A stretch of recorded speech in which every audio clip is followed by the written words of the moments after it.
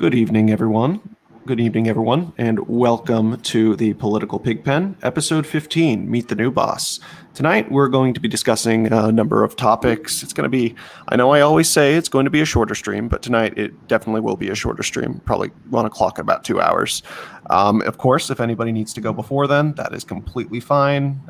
Go at your own leisure. We still have somebody else, 1 or 2 people who are coming on later who are unable to make it for the beginning. But the topics we are going to be covering tonight, number one, we're going to be talking about Biden's inauguration. This recording is, it is the 22nd of January, the year of our Lord, 2021. So yes, we'll be talking about Biden's inauguration, number one. Number two, the things that Biden has done over the past couple of days. It's been 2 since the inauguration, the 20th.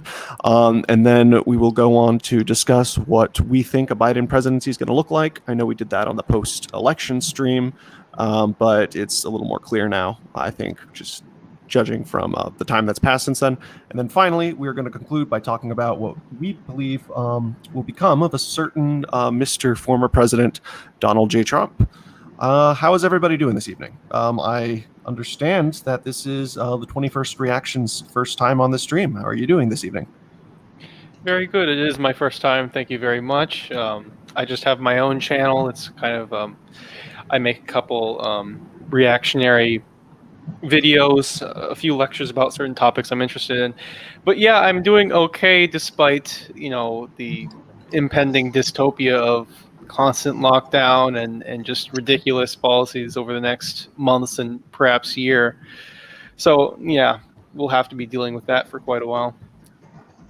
I think if Alkazai were here, he'd probably challenge you on that a bit. And I'm sure that Copperhead Chan, that is Chicago liberal, in case anybody doesn't remember our old friend.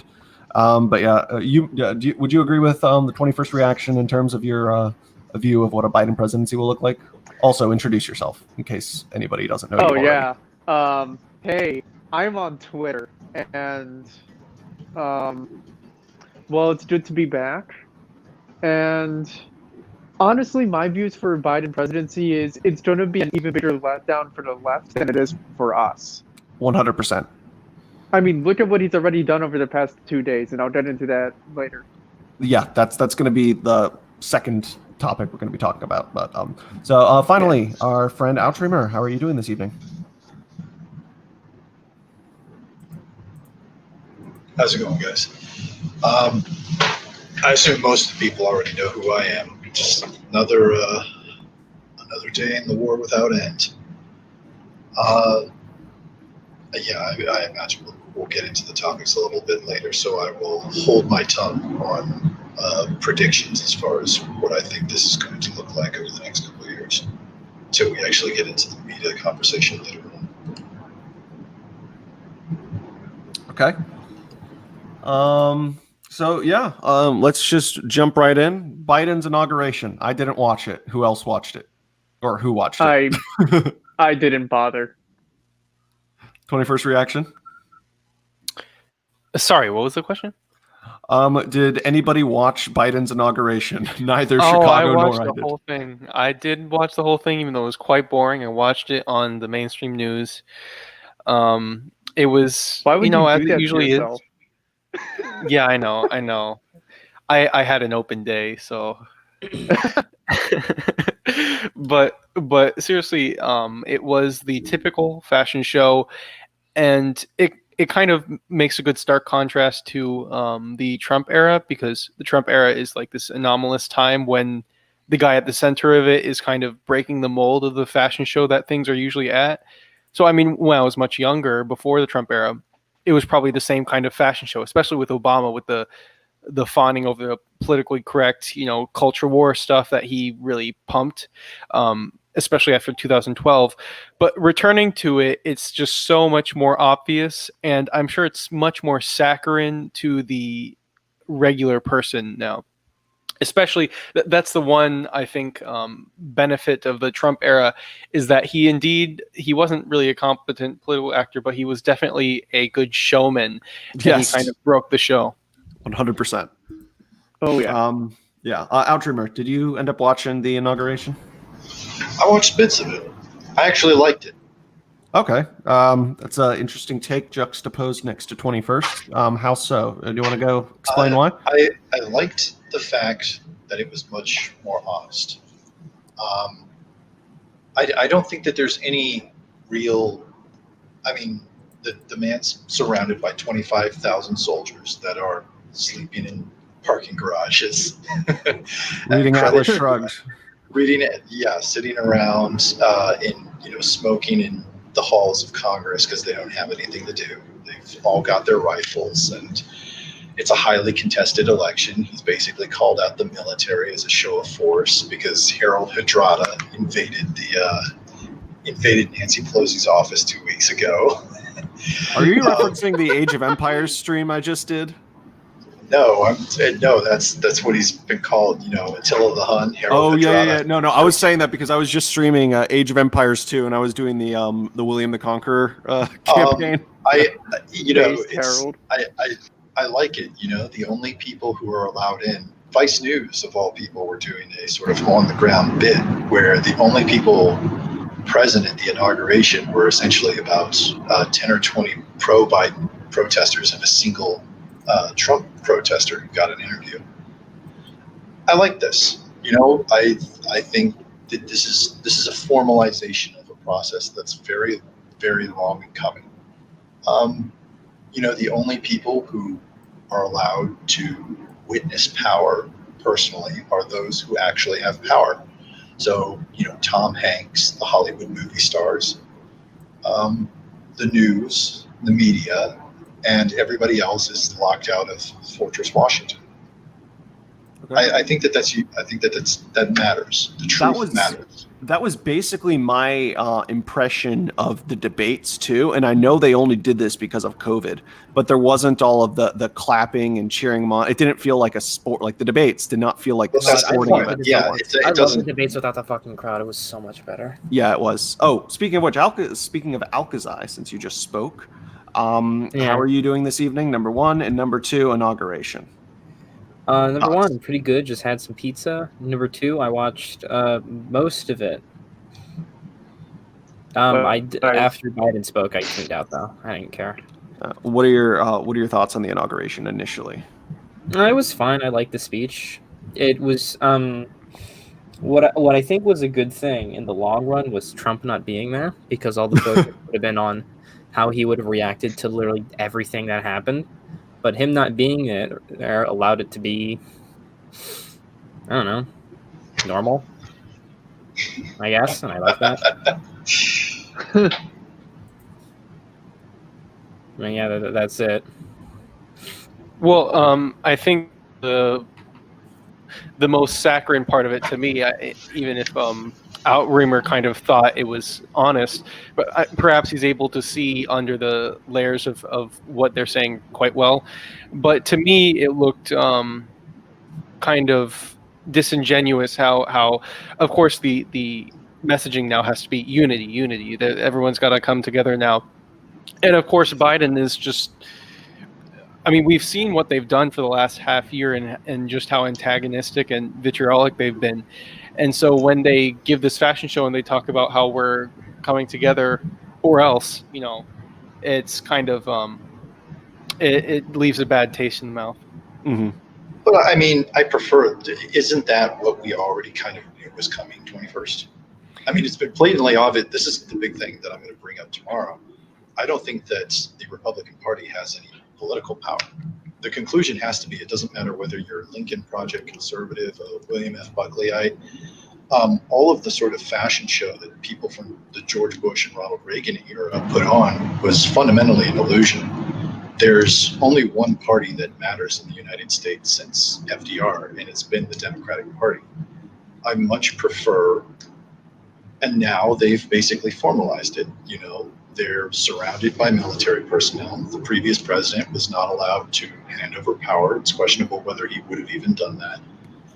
The people are completely cut out of the political process. The debates are sterilized and controlled by the media. The election process is highly questionable. The courts have refused to investigate or hear any cases about it. I like the honesty of what the U.S. government is revealing itself to be, not just to the American people, but to the entire world. Now, Oh, don't yeah. get me wrong. Don't get me wrong. They're rightly terrified of what that honesty is going to cause in the years to come, and they probably should be. But we were never going to get anywhere as far as a country is concerned, so long as we continue to believe that, in this whole sort of land of the free, home of the brave stuff. Right? I mean, I completely agree with you. The optics of it are perfect. It looks like an occupation. They have like this doddering old senile person that is basically is an incarnation of like the of the sclerotic bureaucracies in civil service and deep state that actually run the government and everything, and how it's like failing and ailing. All of that is optically great. I'm just talking about the rhetoric and the messaging that they go, because what would be even better than the faux kind of unity and moderation supposedly with his speech that he gave inauguration day is if they went full gung-ho and was talking about how they need to talking explicitly about how they need to crush those terrible insurgents and everything. I guess, isn't that what have you not caught on to the whole we need to cleanse them de-Bathification rhetoric? And don't get me wrong, I like the fact that they're saying it. I went on Stardust's podcast recently and sort of laid out that I much prefer someone like Vouch to someone like Destiny. Really? Because I know Destiny believes the same things. It's just that Vouch is stupid enough to actually sort of openly project his more psychopathic utterances. I like the fact that it's out in the open. Interesting. Sort of like this, and by the same token, I like the fact that there are U.S. politicians openly calling for what effectively amounts to a form of cleansing program against their political enemies. What makes you think Destiny and Vosh are the same politically?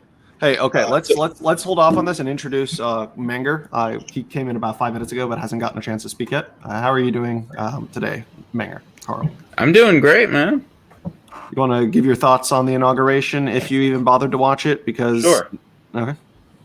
Yeah, I didn't actually watch it. It just seemed kind of boring to me. I have more important things to do. Because when I look at most political events, I see it in a dichotomy. I see the show, the presentation, what's actually, broadcast on TV, and then I see the real operation. And at this point, the show often just isn't interesting to me. Yeah, they're all going to talk about how horrible Trump is and how they won and how they've and how the Democrats control everything now. That's not interesting to me. I'd rather look at the real changes that are occurring. So I skipped watching it, but it certainly, from what I know of it, it was interesting. Not having Trump there, I think, is kind of a show of what the next 4 years are going to look like. I don't think they're necessarily going to make him into a boogeyman. I think the corporate press is going to totally try and make everyone forget about everything that happened. So because what they want is a total return to the Obama years. They want everything that's happened since June of 2015 to just go away and everyone to just submit. I think they know that's not what's going to happen, but they're going to try anyway.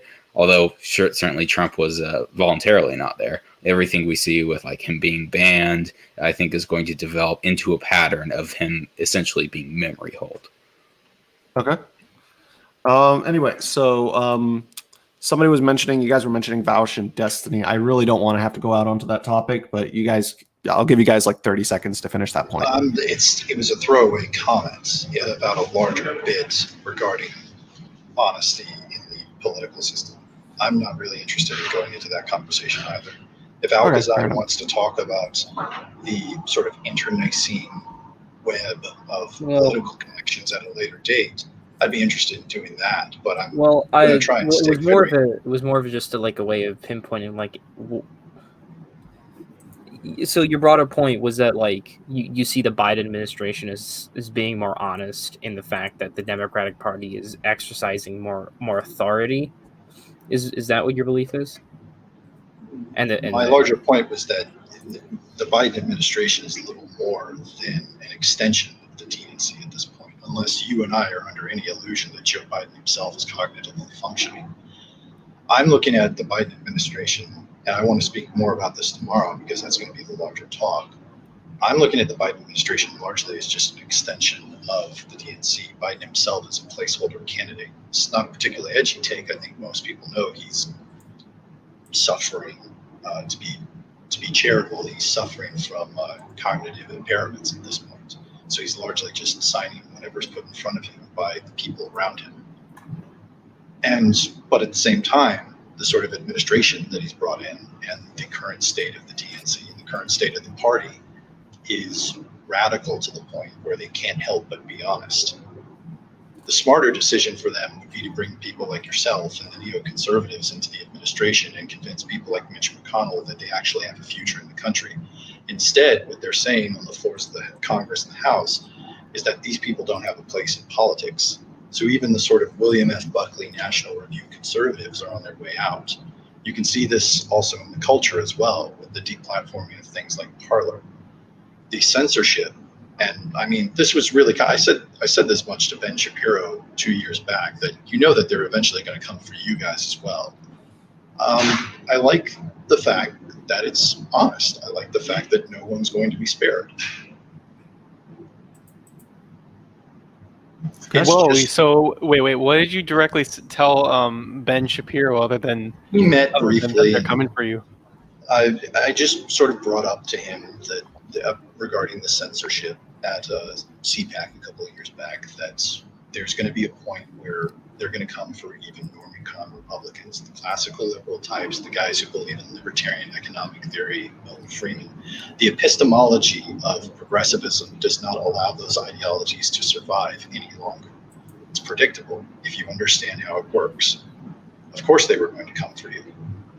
Do you think that Daily Wire, I mean, if they're censoring people like Dave Rubin, do you really think that organizations like the Daily Wire are going to be spared this, or PragerU? Right. So you were indicating the coming one-party state. Well, obviously it's always been a one-party state. I would say one story state. Right, the one-story state. Usually, there's these historical periods in American history where it basically consolidates, and then the actual regime change happens, but we keep the same brand for some reason as a kind of pretense of continuity.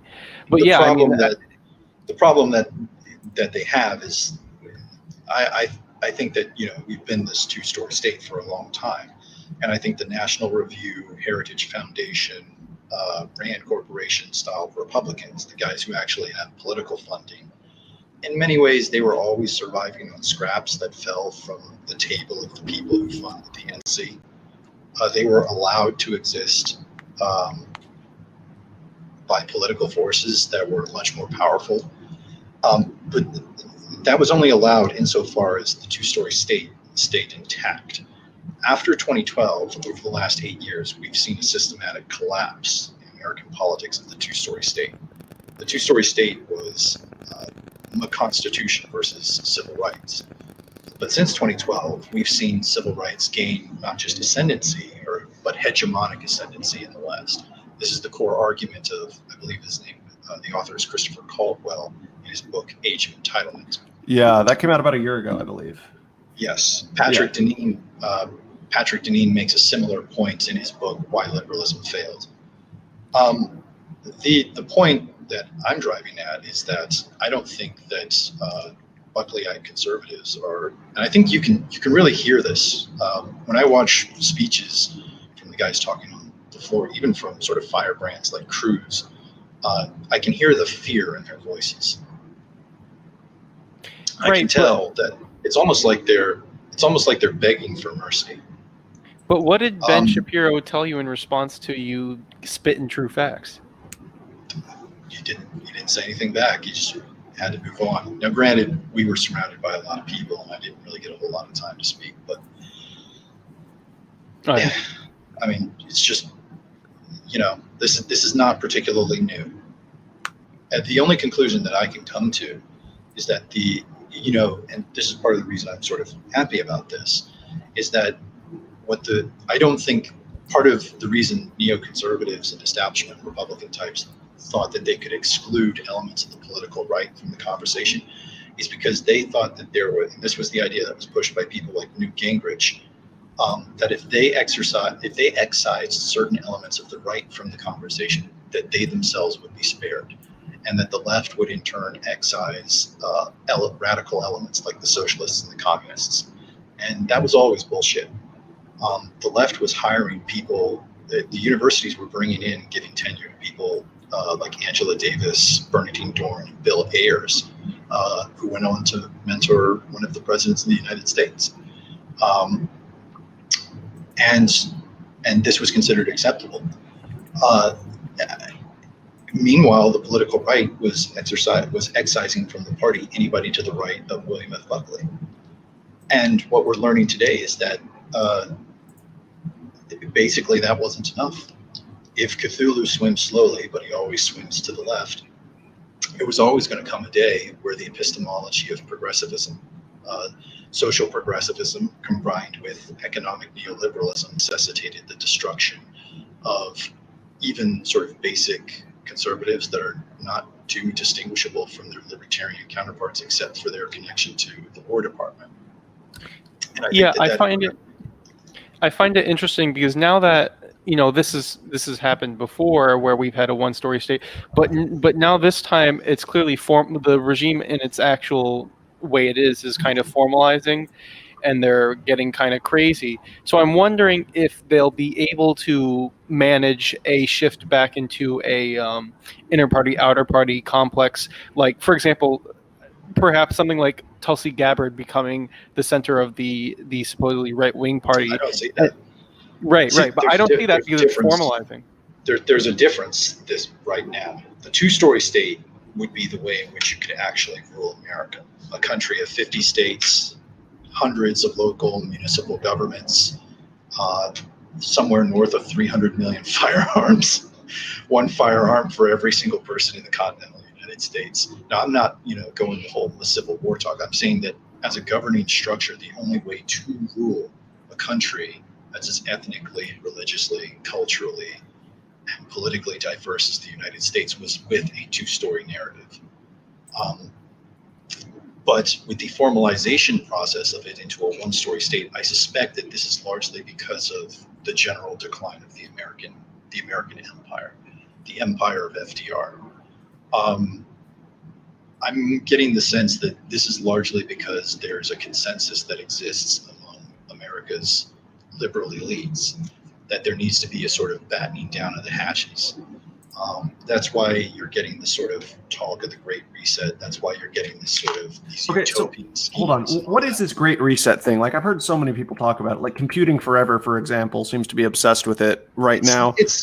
I know it's not like, what is it? Like, he makes it sound like some proposal. Big. Yeah. It's a proposal basically for a sort of a liberal version of a year zero. It's the brainchild of a German sort of political scientist by the name of Klaus Schwab. It combines sort of economic neoliberalism, social progressivism, and the year zero theory of certain socialist regimes. Okay. The idea is that you need to completely redesign society from the ground up. Now, I think that the best guy who's had the take on this, and you are right, like Dave Cullen got booted off of YouTube. Oh, he came back. I think he was reinstated. His channel's back, but he did a recent podcast where he said he's not really interested in making content on YouTube anymore because he's sort of why would he go on under the constant threat of the Eye of Sauron? Yeah. So he's sort of saying that he wants, and I do agree. Sort of people in the sort of paleo-conservative conspiracy wing have sort of been looking at this thing as, this is the great attempt by the communists to indoctrinate us all into the cyberpunk universe. I don't see the Great Reset. The Great Reset is basically an attempt to re-engineer Western society for what they predict being the fourth industrial revolution. And that's this idea that we need to prep for things like the digital age. We got to prep for things like mass robotic manufacturing, and we've got to sort of re-engineer jobs to be more computer savvy as we move towards automation. We've got to deal with rising elements of nationalism and populism. It's basically an aristocratic, it's basically Blue Empire's response to the crisis that they've been dealing with really for the past 25 years, the general crisis within liberalism. And politically, sorry. I'm sorry, go ahead. Just to be clear, computing forever, a lot of people in the distant right have been yapping about this concept because it is a explicit idea. It's not an agenda that has been enacted, but it is explicit proposals and ideas from Klaus Schwab in his World Economic Forum. And basically all the people in the global NGOs basically view this as the fashionable idea for all of them. So all the people that are influenced that actually run things around the world have kind of signed on to this agenda. And the World Economic Forum, which I said was kind of Klaus Schwab's thing that he runs, they're quite explicit and they have the agenda written down word for word about all this stuff. And if you know the phrase "Build Back Better," which is that like Biden, not about Biden? That is like the weirdest. I'm gonna say that is a very strange campaign slogan. Boris and Biden have both said it, and that's because boys were building Babel back better with Boris and Biden, because that is actually one of the central slogans from the Great Reset people. Interesting. So it is a kind of explicit signal that literally someone from a supposedly right party in another country and then someone from a left-wing party in this country repeat over and over again. They're kind of signaling to that global establishment. So yeah, I mean, we might think the Great Reset is something totally different. It's just them taking advantage of the situation where they could totally reform society now that they've locked everyone down. I can sort of believe that. I mean, I don't think it's like some big new world order type it's just thing, the continuation of our atomization. That's it. Like I could believe that. It's certainly not going to start as an absolute overhaul of all culture and society. They do. If you go to the World Economic Forum and look at their stuff about the Great Reset, it's framed very much as an overhaul of financial systems, starting internationally and then going to individual countries as a response to COVID, at the latest disaster. It's not.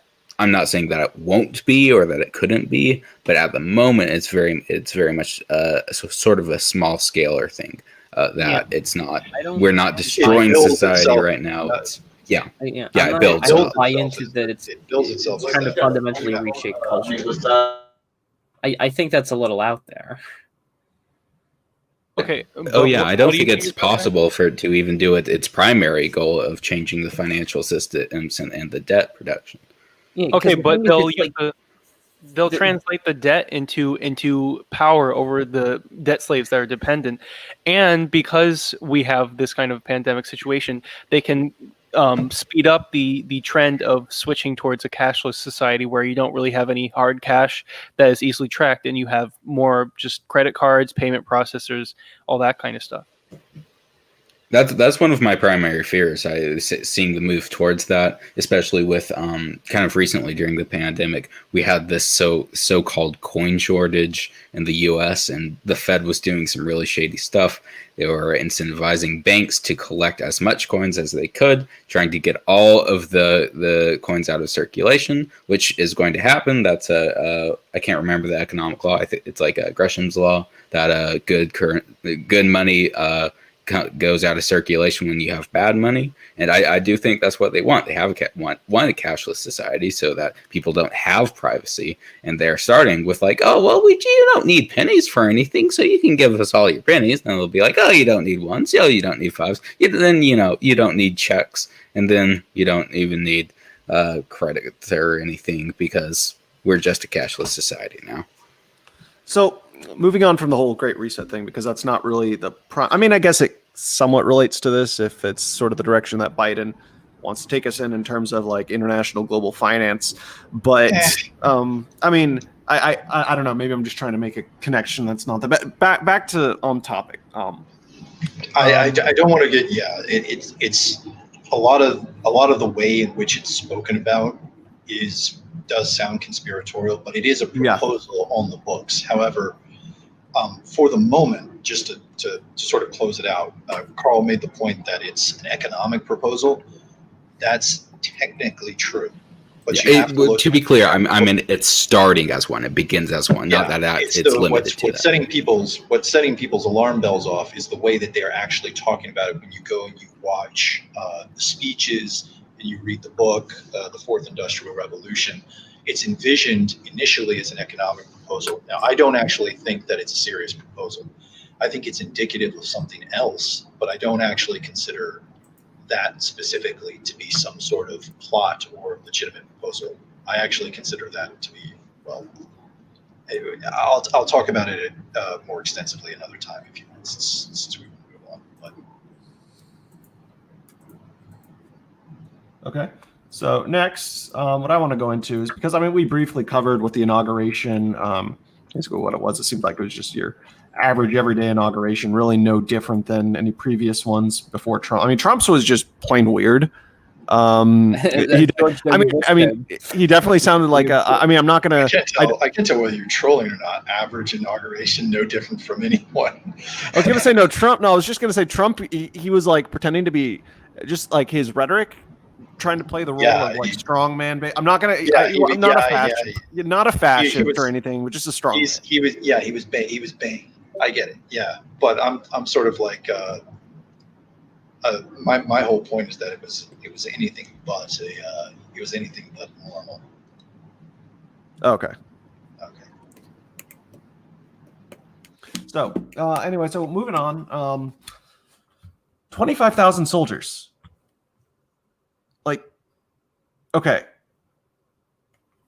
I mean, I was kind of speechless when I found out that they were going to have 25,000 soldiers at Biden's inauguration, defending. I understand, especially because of the events of the I'm still trying to find a cool historical name for the Capitol, the Capitol storming, the storming of the I don't know, but yeah, and that's Washington.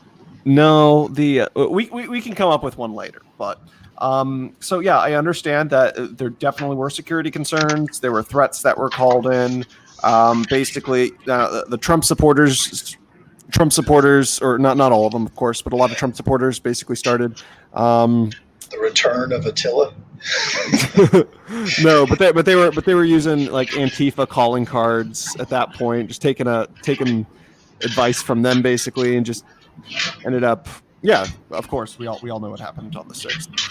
But so yeah, there are definitely concerns. I understand why they had to bring in National Guard for some things, for like defense. There's echo. I think that was after. Yeah, but so I understand why they had to bring in the National Guard for defense, all of that. But 25,000 is absolutely ridiculous. We have 9,000 soldiers in Iraq currently, I believe. It's either 9,000 or 7,000. I believe it is 9,000. And or is it 9 bases? I think it's 7 bases to 9,000. That doesn't matter. Well, regardless, that 9,000 is increasing very rapidly right now. Yeah, I know. Biden. But I don't know about that one, man. That's a little complicated. Yeah. But yeah, so 9,000 in Iraq. What was it 3,000 in Afghanistan? So that's 12,000. More than double that was in Washington, D.C. on Inauguration Day, and they were stationed there for several days even before that. That is absolute. Wait. 25,000 soldiers. What can 25,000 soldiers do? The best equipped, highest tech military in world history. What can 25,000 of the most well-equipped, best trained soldiers in the history of the world do? What 1,000 of the best equipped, best trained soldiers in world history already can't do on their own. If you have like a mob of just civilians with their crudely designed weapons, like their pipe bombs and their pitchforks and all that, if they're coming up, even if you have 50,000 of them trying to storm like the Capitol or not the Capitol, but just trying to like stall the inauguration, 1,000 well-armed soldiers trained better than any other army in the world will be able to mow them down in seconds. Why do you need 25,000? Why can't you just stick with 1 or even 2,000? There is like a maximum threshold of marginal utility at that point, to use economic terms. I just think that that's absolutely ridiculous. And it's like kind of like what Trump had his military parade idea. I mean, I understand that that was pointless, and there is technically a point to having the National Guard for this because, again, it's the inauguration of another president. But why do you need 25,000? That is just mind-boggling. Well, I think you just said it with your note about the military parade there. It's just a show of force. It's a show of pride. It's to show how strong we are and how strong the whole Biden coalition is. It's not there to actually protect. Like, if it was, then yeah, they would just have 1,000. It's just purely a show. Combination of being safe and sending a message of like, we're not fucking around anymore. Like, I don't think it's like the worst thing in the world.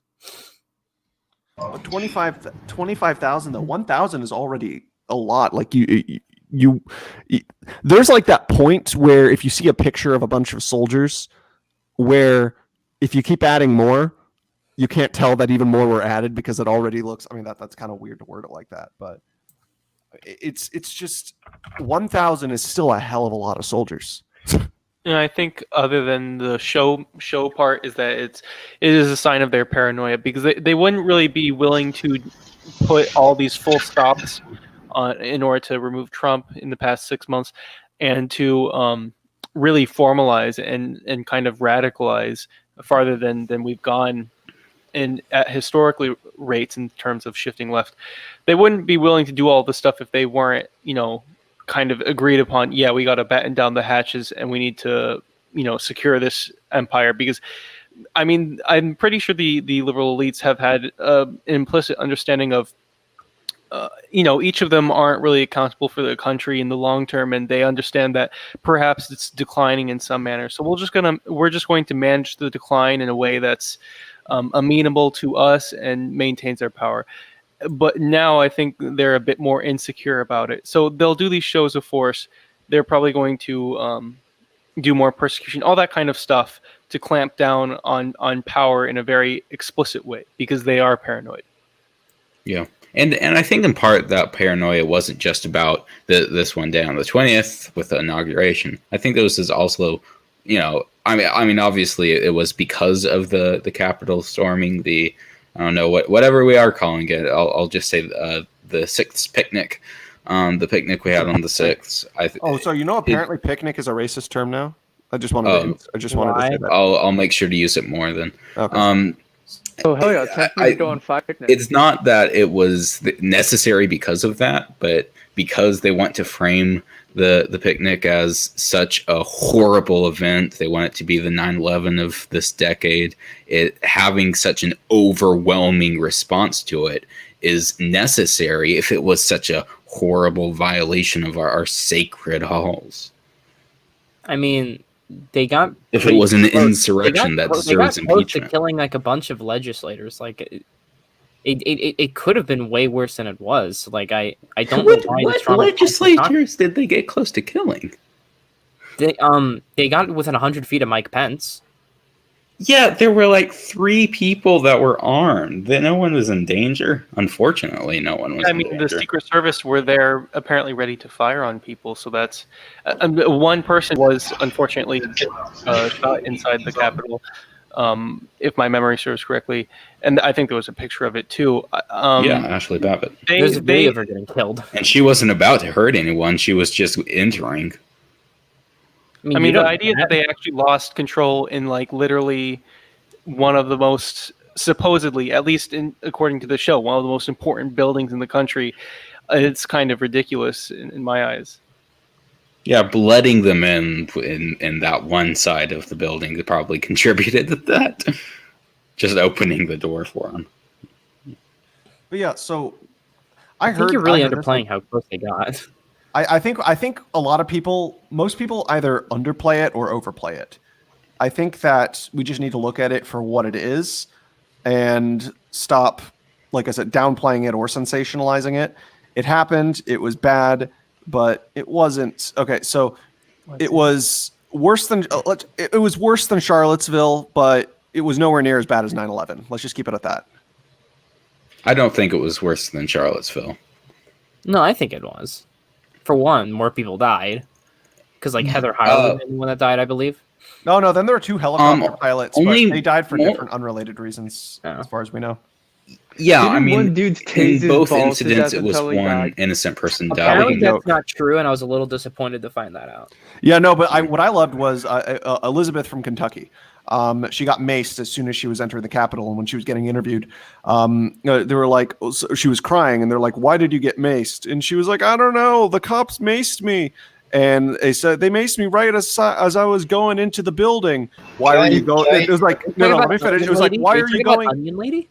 No. I'm talking about it was like this lady, maybe late 20s or something. But then the reporter was like, "Well, why were you going into the Capitol?" And then she was like, she basically said this in a way that was like, "Why do you think, you idiot?" But she was like, "Well, what does it look like we're doing? We're storming the Capitol. It's a fucking revolution." Yeah, that she faked that. She didn't get maced. She fucking put onions in her eyes to like fake that. I'm pretty sure. Okay. Well, either way, it was funny. It's like It was funny. Yeah, It was. There was certainly a lot of LARPing. that is true. It was like a real. Down syndrome version of the March on Rome. Yeah, no. I'd say it was the Spurgy version of the storming of the Bastille. It was like the spurging of the Bastille.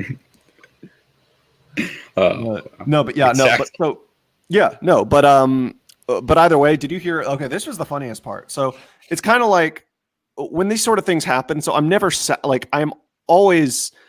it's always sad that like people die. However, when people die in ironic ways, the irony of it is always very funny. The fat bitch that don't tread on me. Yep, the lady who got trampled. Let it crack. Yeah. Careful. Very careful. No, I've said this before. No, I said this on the stream about when we were talking about Trump with COVID. Yeah, no, but I'm talking about there was a lady who was carrying a "Don't Tread on Me" flag. She ended up getting trampled to death. Fuck. Yes, that is just the most ironic shit ever. I don't know. I think it's Libertarians posting their elves, but they die. I doubt she was a libertarian, honestly. Noticed a lot of the people these days. I mean, like, yeah, it is definitely a libertarian symbol, but you have a lot of like boomer cons too who think that they're like fighting for liberty when in reality they're just trying to uphold the status quo, whether the status quo is Conservative Inc. or Donald Trump, even though they're basically one and the same at this point. Yeah, they're called members of the Libertarian Party. Like, Nick Sarwark, Republican infiltrator. Yeah. He's not Republican. If he was Republican, I might actually like him. He's just CIA. Yeah, he's just a fucking blower. Anyway, so so the picture we have up, it's a National Guardsman reading Atlas Shrugged. It looks like he's posing. What a white pill. It looks like he's looks like he's photo opping, like it's some kind of photo op, like he's Pretty trying sure to look it's a cool. woman. I thought that was a woman reading Atlas It Shrugged. looks like a man. All right. We honestly can't tell anymore these days. Let's be real. Get another joke. No, but either way, You so thought I was joking. So reading Atlas Shrugged, like what's I still don't get the picture. Was that like controversial or something? I don't know. I mean, It's supposed to Ayn imply Rand's like a bad philosopher, but like I don't think she's like the worst thing in the world. I don't know why this blew up. Yeah, I don't know either. It's like it's you have the boomer. It blew up because it's perceived as political writing that's not favorable to progressive narrative. That's the But she's so mean. It's still. Ayn Rand is such a mainstream. It doesn't matter if there's any kind of sense to it, Politicrat. That's just what the truth is. There's nothing deeper to it. Well, I mean, yeah, I mean, and like Outremer said, all of the mainstream right ideologies, including libertarianism, are getting BTFO'd and removed from the Overton window as we speak. So, yeah, anybody that's not reading, what's the name of that guy? Like, The shock anyone doctrine. that's not reading Malcolm X or whatever is like getting is not in a good place right now. No, because in Malcolm X. So this might be a hot take for some of you. Sorry, guys that's here. a bad example. No, this might be a hot take for some of you guys here, but Malcolm X way better than MLK, my opinion. Oh, definitely. Yes, that is Agreed. spicy. Absolutely. We don't have to go. We probably all have different reasons why. Let's not go into that. But that's Yeah, you'd get in trouble with YouTube with my reasons. okay, but seriously though, I mean, Atlas shrugged. That's the point. It's like, oh, they're so paranoid that they have a bunch of National Guard people at the Capitol, and oh, ironically, a bunch of them are like right wing or something, and they're gonna so it's not fully secure. So now we need to purge everyone out of the military that is in any way right wing. yeah. Didn't they do that basically? Didn't They started. Yeah, Yeah, they were Yeah, the vetting people for FBI who could be interviewed at some the people. But some of these people, regardless of their politics, like the reason they join the military, I mean, yeah, you have like a couple bad apples who would actually join the I mean, people, but no, but a lot of them You're have a doing this higher thing. they have a higher loyalty. Politicrat, you're doing this thing again where you're trying to factor power out of your analysis. I just it's not complicated. You're still thinking as if this is a two-story state. It's not. It's a one-story state. You're factoring power out of the analysis. It's the same thing that I hear with the sort of Matt Christensen side types where they talk about the Constitution as if it's a relevant document. I cannot. Just We cannot just hear you think very of well, them. Outremer. Just Do you think have, of them a better like mic? think of them like Emperor Palpatine. That's all you need to understand. Yeah, it's Emperor Palpatine playing chess with Darth Sidious. That's all that's going on here. Well, that was basically the This Clone one Wars. player. That was basically Yeah, this the is also the basically Clone American Wars. politics. So American They're politics is going the Clone Wars. lightning out of their fingers mode. American politics is the worst rerun of the Clone Wars to ever exist.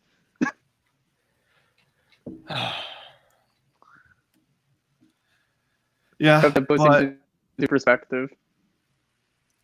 okay. I mean, you're just to let you know, Copperhead. Yeah, Copperhead. You're roboting a little bit. Just figured I'd tell you. Ooh, he's getting automated. But either way, Beep boop. But either way, in terms of the inauguration, I've heard some people say that Biden's speech was great, and then I mean, of course, this is to be expected. Some people are like it's great. Some people are like it was incoherent and like bad. Like for instance, there was a Freedom Tunes video I think that came out relatively recently that was just. Came out today. And, no, I'm not. I don't like Freedom Tunes as much as I used to. Really, it's just turned into anti-left, and that kind of makes it less funny and more generic. But either way, so it was just like Biden rambling and talking nonsense, and a lot of people seem to think that that was actually what Biden's speech was. I don't think Biden's speech. I saw part of it. I don't think it was particularly like extraordinary. It just reminded me basically of kind of like an Obama type thing. I mean, it was obviously scripted.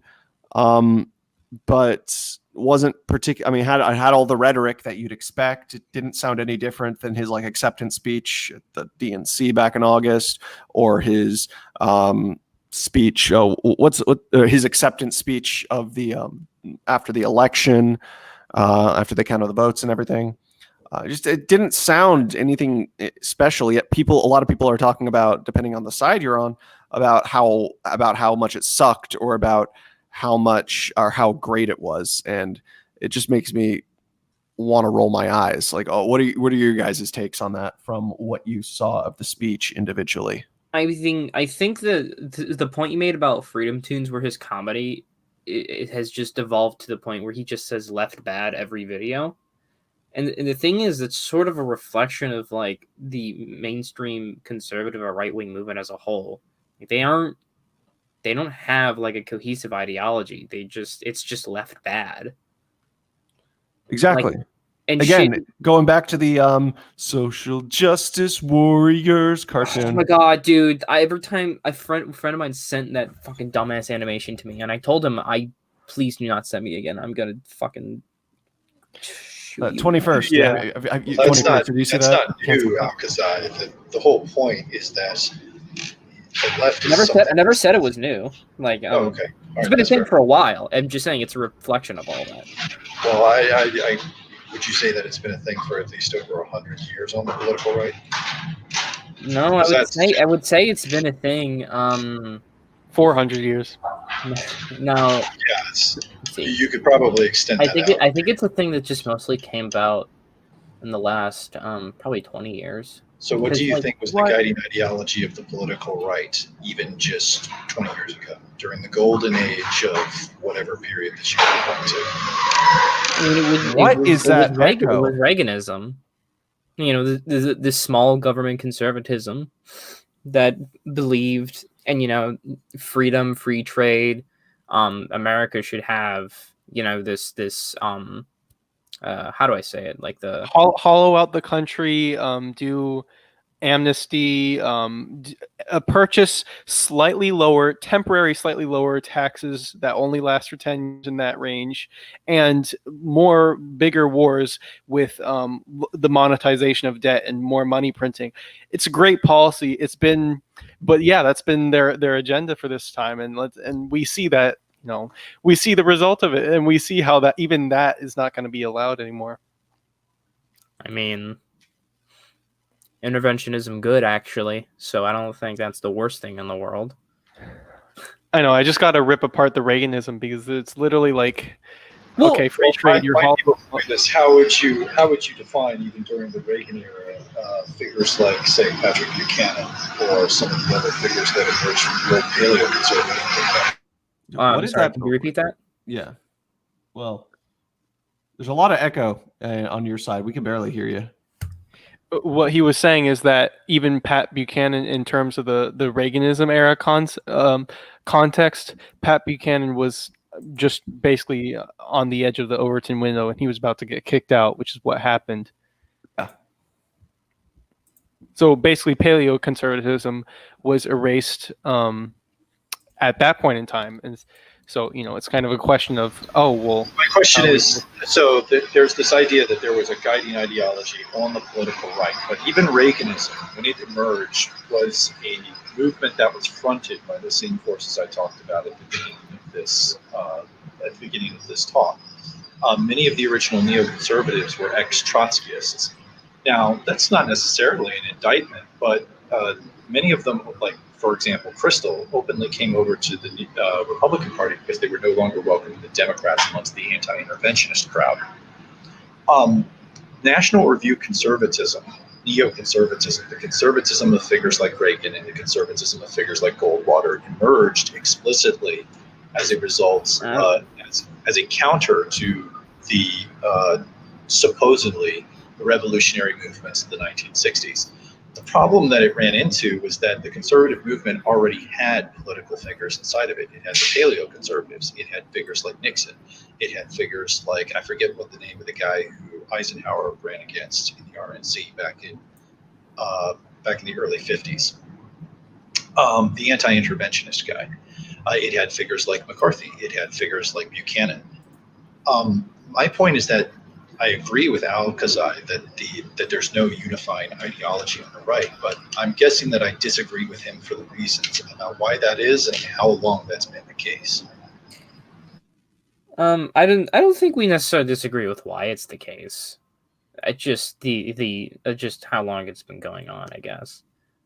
But like, I also wouldn't characterize Barry Goldwater as a neoconservative, really. No, he was. That we need to make a distinction. By no means. I don't want to get into. I don't want to get into. He's just conservative. No neo. I'm tying him very explicitly to Reagan himself, who stated that Barry Goldwater Reagan wasn't a neoconservative either, though. I mean, we need to differentiate between. Definitely not. Guys, we Reagan need to differentiate. Was very explicitly neocon. We need to differentiate between neoconservatism and new conservatism, but because they're so often conflated. Okay. because new conservatism would be like was more of a movement which started with Goldwater and extended towards like Reagan, sort of declined in the late 80s, early 90s. Neoconservatism more so refers to a specific right-wing school of foreign policy. But we're not going to get into that right now. I just wanted to. It doesn't just cover right-wing foreign policy. It also has domestic policy as well. Well, some, yeah. Yeah, I mean, absolutely. But it was established with like Bush Senior at the very start because of foreign policy. That doesn't mean there isn't other implications. The ascension of the neoconservatives explicitly happened with the rise of Reagan. Now, you can claim that Reagan was in fact... It happened with the rise of Bush Senior, and Bush Senior rose because of Reagan. Because the thing is, Reagan was a coalition builder. A lot of the late 90s, 2000s, early 2010 conservative factions were the ones, even though they've sort of started declining with the rise of like Trump populism. You saw with Reagan, he brought in the hawks. He brought in the evangelical right. He brought in the sort of economic libertarians, just all of that. So, and the Reagan. Don't forget the Reagan Democrats. That doesn't disprove my point. The whole point not at all. Is that they rose during the period of Reagan. Reagan himself may have even identified as a new. Okay, yeah, that's true. They did rise during that era. Obviously, not to their peak. That was under 9/11 era. I would say yes. I would probably say Bush too. Yeah, that's what I just said. 9/11 era. I'm sorry. I thought you said Bush Senior. Oh, sorry. Yeah.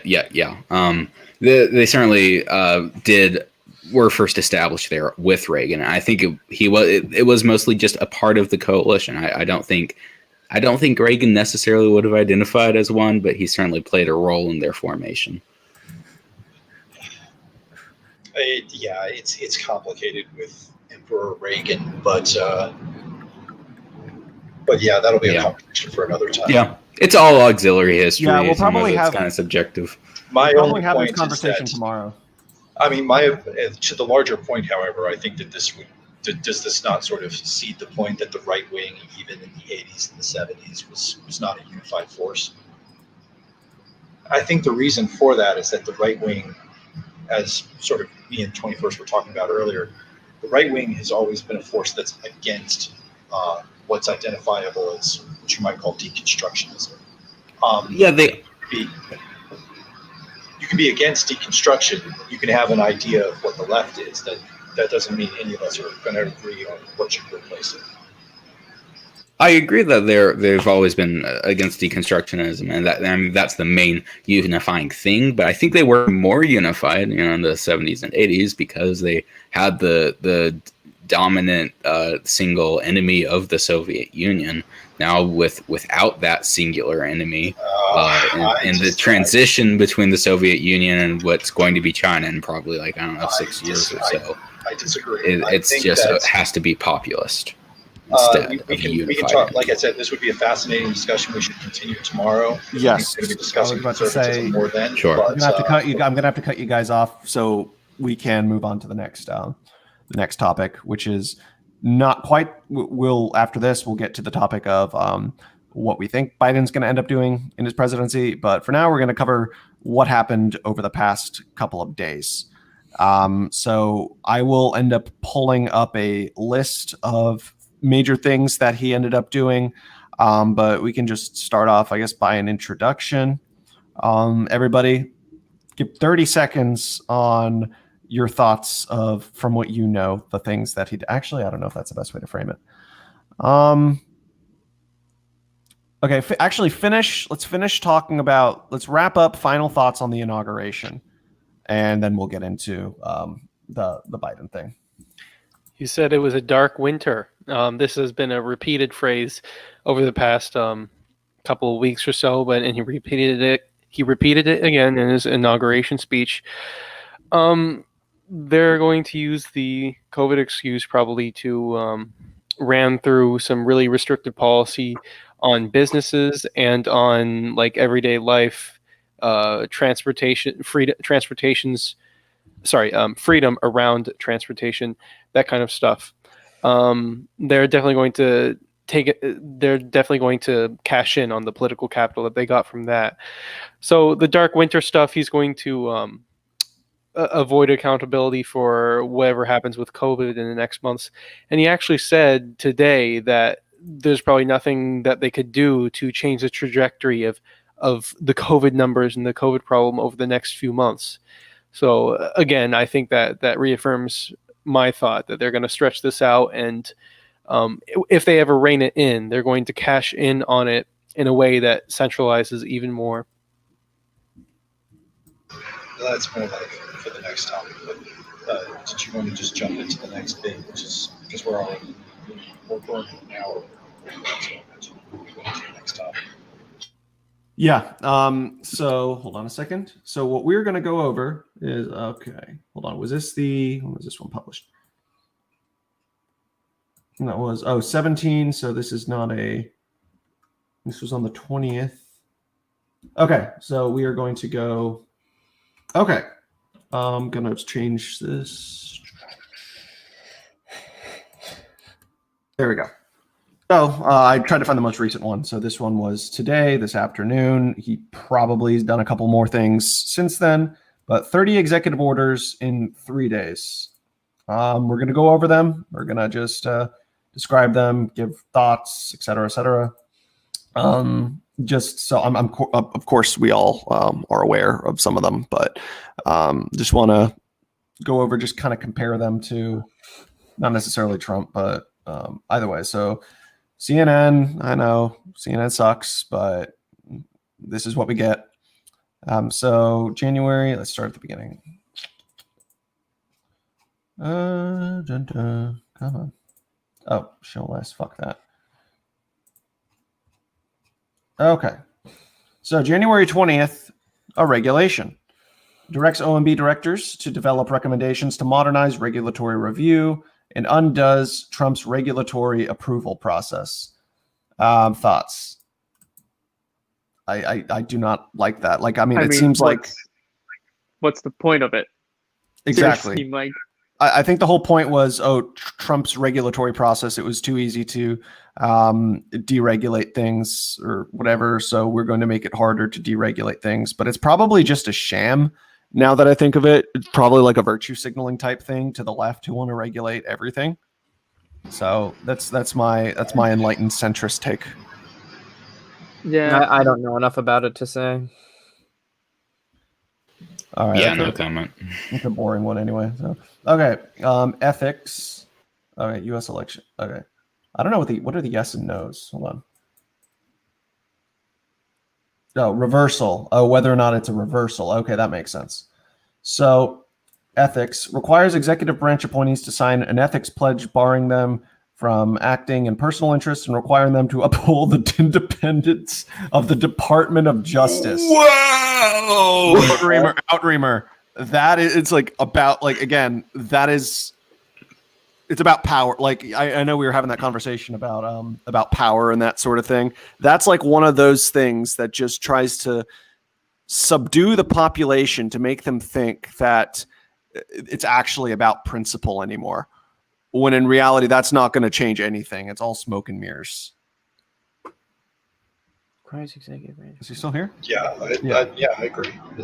I mean, as far as the Justice Department thing goes, it's an institution that was proven in 2016 to be loyal to the DNC and needed political favors from Trump.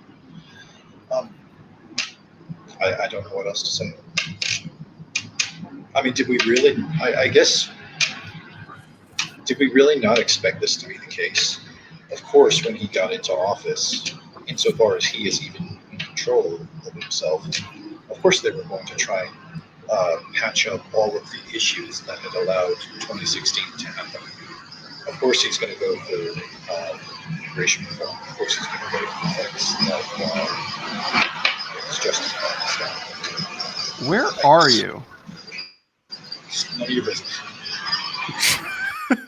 he's slowly reenacting Dante's Inferno, I guess. That's what it sounds like. Okay, so immigration extends deferrals of deportation and work authorizations for Liberians specifically with a safe haven in the United States until June 30th, 2022. Liberia should have stayed a U.S. colony. It would be a lot more stable today.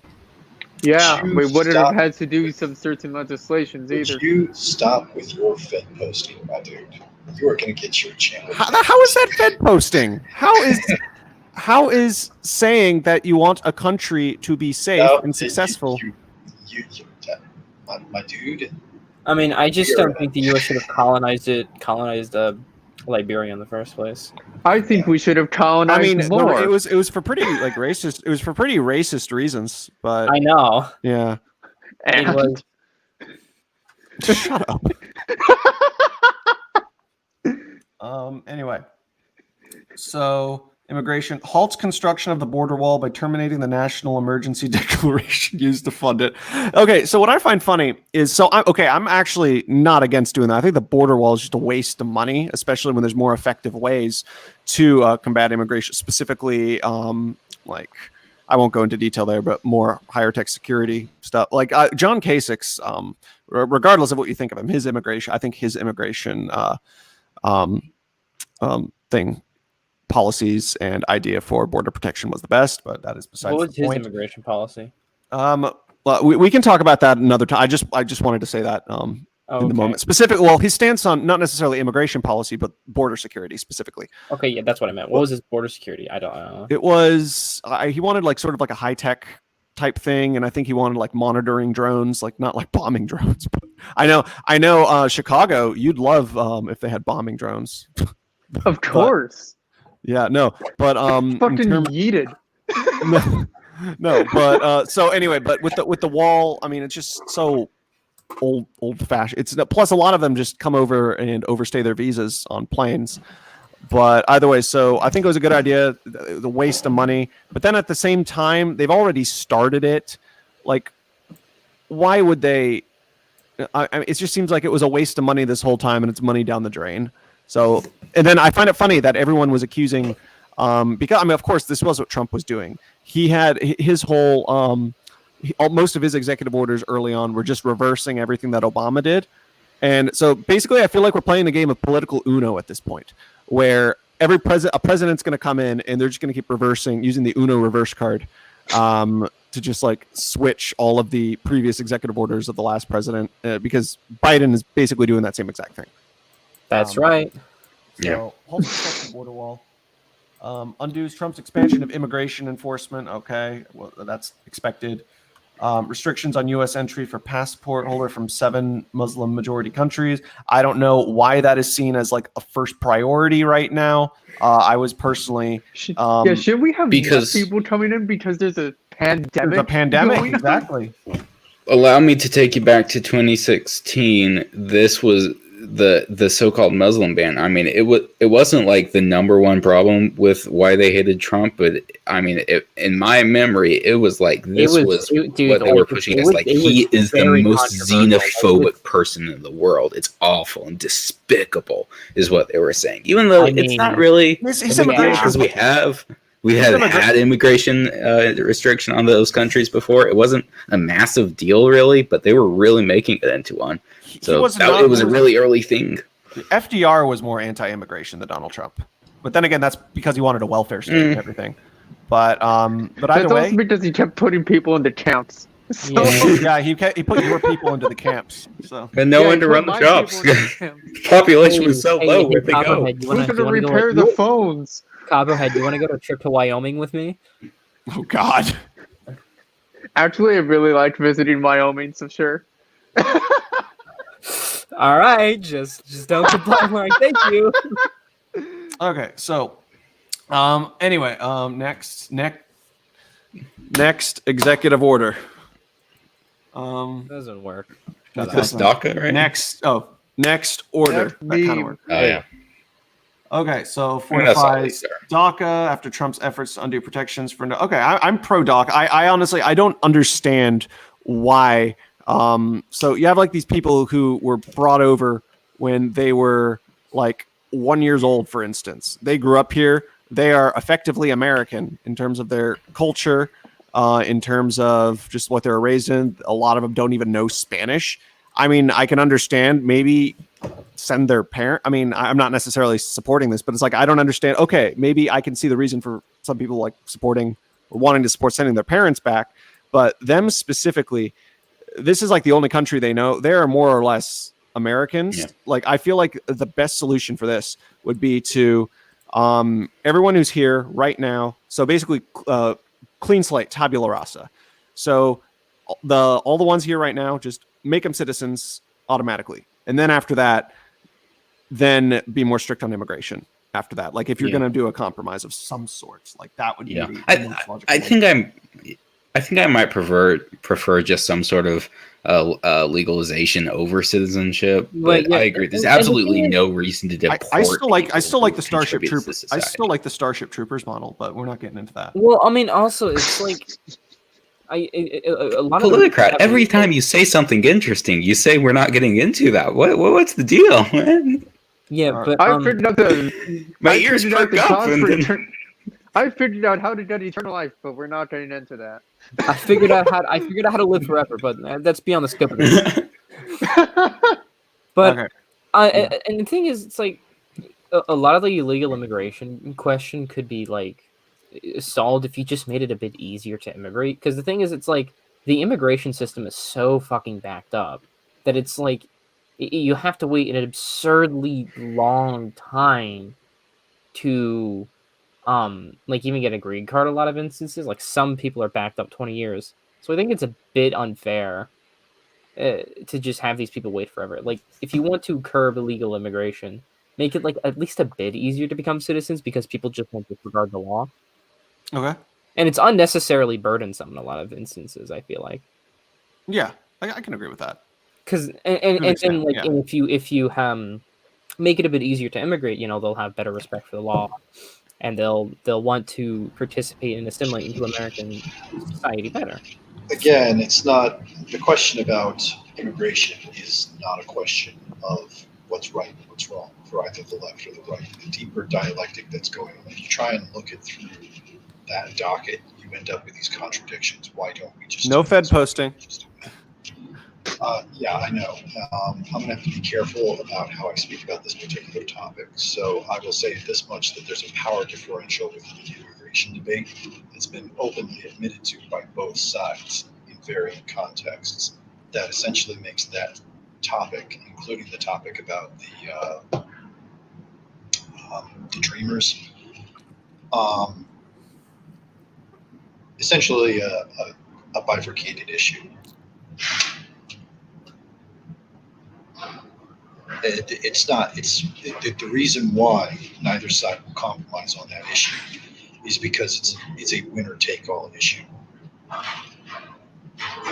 I mean, is it though, or do people like make it a winner-take-all? No, it is. No, it actually is. When you look at the actual statistics, and very specific statistics I'm talking about with regard to elections, it's a winner-take-all issue.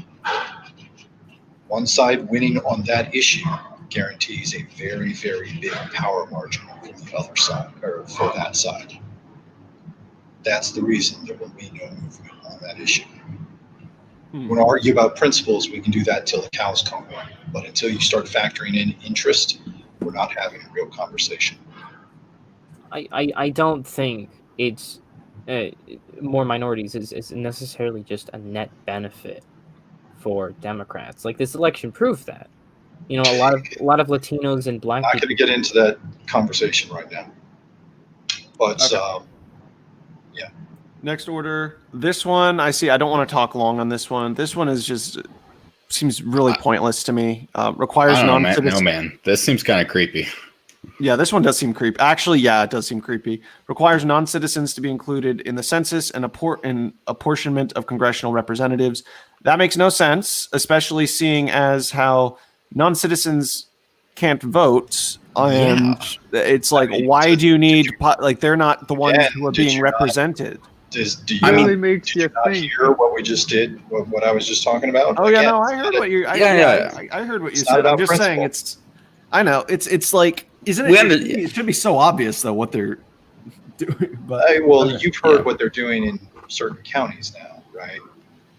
With regard to non-citizens. No, and I don't want to. I don't want to get into it right now. I want to stay concise on this. Yeah. There you go. But prevents workplace discrimination on the basis of sexual orientation or gender identity. That's illegal already. What? It is exactly. It was again. It's all for that. That's like for show, right? It's shit. Yeah, it's show. It's virtue signaling. Wait, isn't that executives. automatically struck down when like fucking Bostock v. Clayton came into effect? Okay, this one kind of scares me. Sort of, but rescinds the Trump administration's 1776 commission, directs agencies to review their actions to ensure racial equity. And so I'm not going to go all Jordan Peterson, oh, these postmodernists trying to deconstruct society, it's chaos. That's not, I don't want to go down that route. However, it is an attempted deconstruction of the national meta-narrative, so to speak, because I see the hold on a second.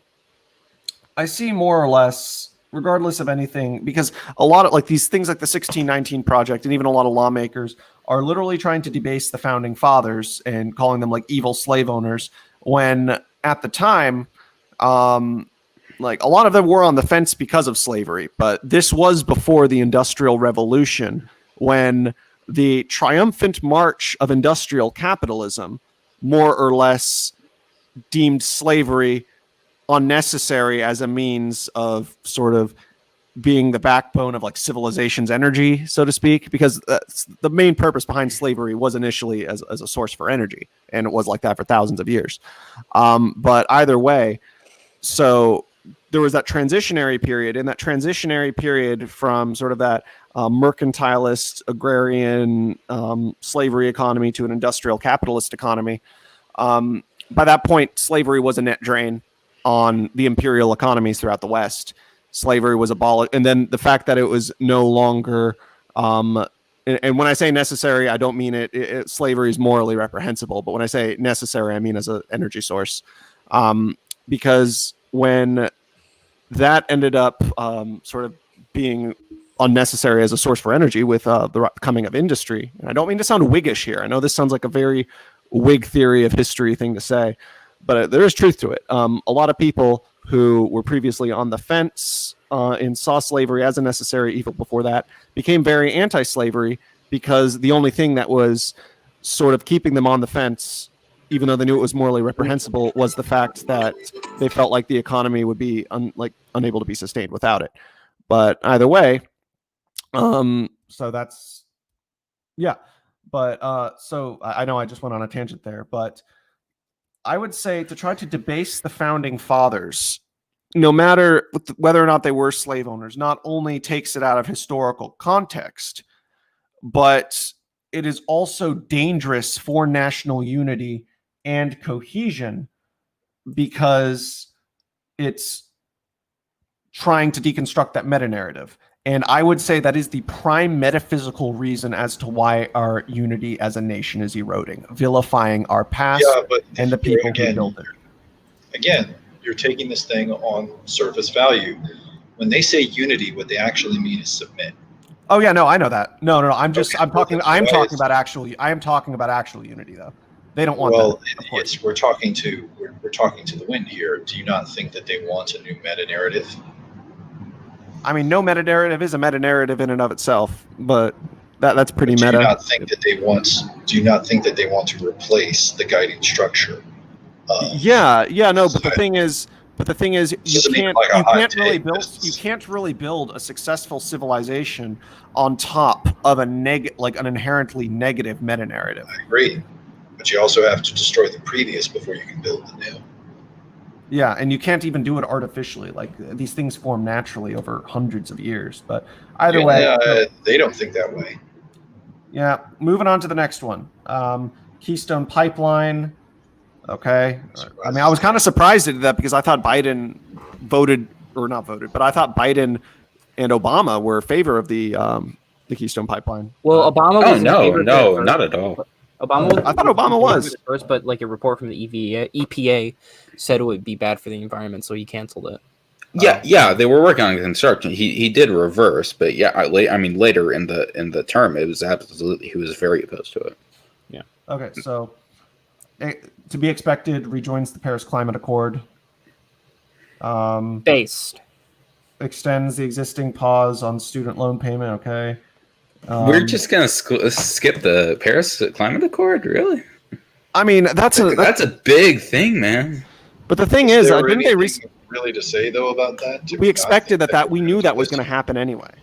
I mean, Okay, that's fair. plus Like, half either this way, stuff is just- I don't think it's even going to change all that much because carbon emissions are thankfully already reducing and have been for the past year, partially because That's of just COVID. because of lockdowns, yeah. That's not because of actual economic the changes and systemic changes, which are going to be mandated by rejoining it. That's just because of what happened this last year. Okay. So extends nationwide moratorium on evictions and foreclosures. Okay. I'm actually not necessarily opposed to that, at least on a moral level. I mean, I think there are, from a property rights perspective, yeah. I mean, it's kind of, you shouldn't really be able to do that. But then again, these are extenuating circumstances. And then going up, creates the position of COVID response coordinator, reporting directly to Biden. That's just another useless government bureaucratic position. I see it. Stops the United States withdrawing from. Okay, this one pisses me off because the thing is, the WHO is clearly compromised, 100%. I understand. The head of By the who? the head of the WHO is literally a high-ranking, one of the highest-ranking politicians in one of China's East African vassal states. Okay, yes, I I'm not gonna understand. But speak. can I Yes. play a little devil's advocate here? Yes. I mean, Biden's thinking it's probably like if we withdraw, it's probably going to succumb to more Chinese influence. It Really? can't I become don't more know. influenced because it's already entirely influenced.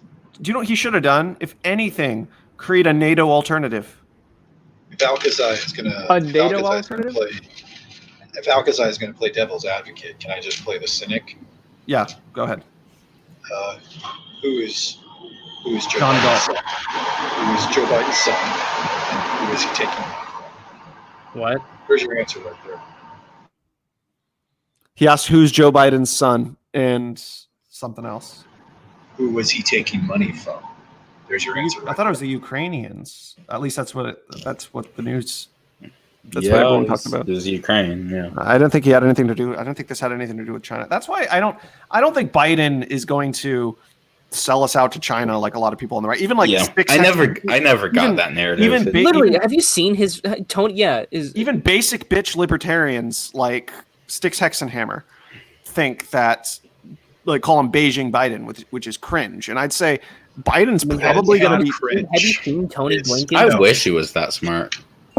If he brings us it's back not into the cringe. TP. Actually, he and the Democratic Party have had connections. It's not just Swalwell. It's not just Feinstein. If you want me to get more detailed, they've had connections with the CCP for a long time. Now, am I saying Joe Biden's a communist? No, I think Joe Biden and most of the Democratic Party are new leftists.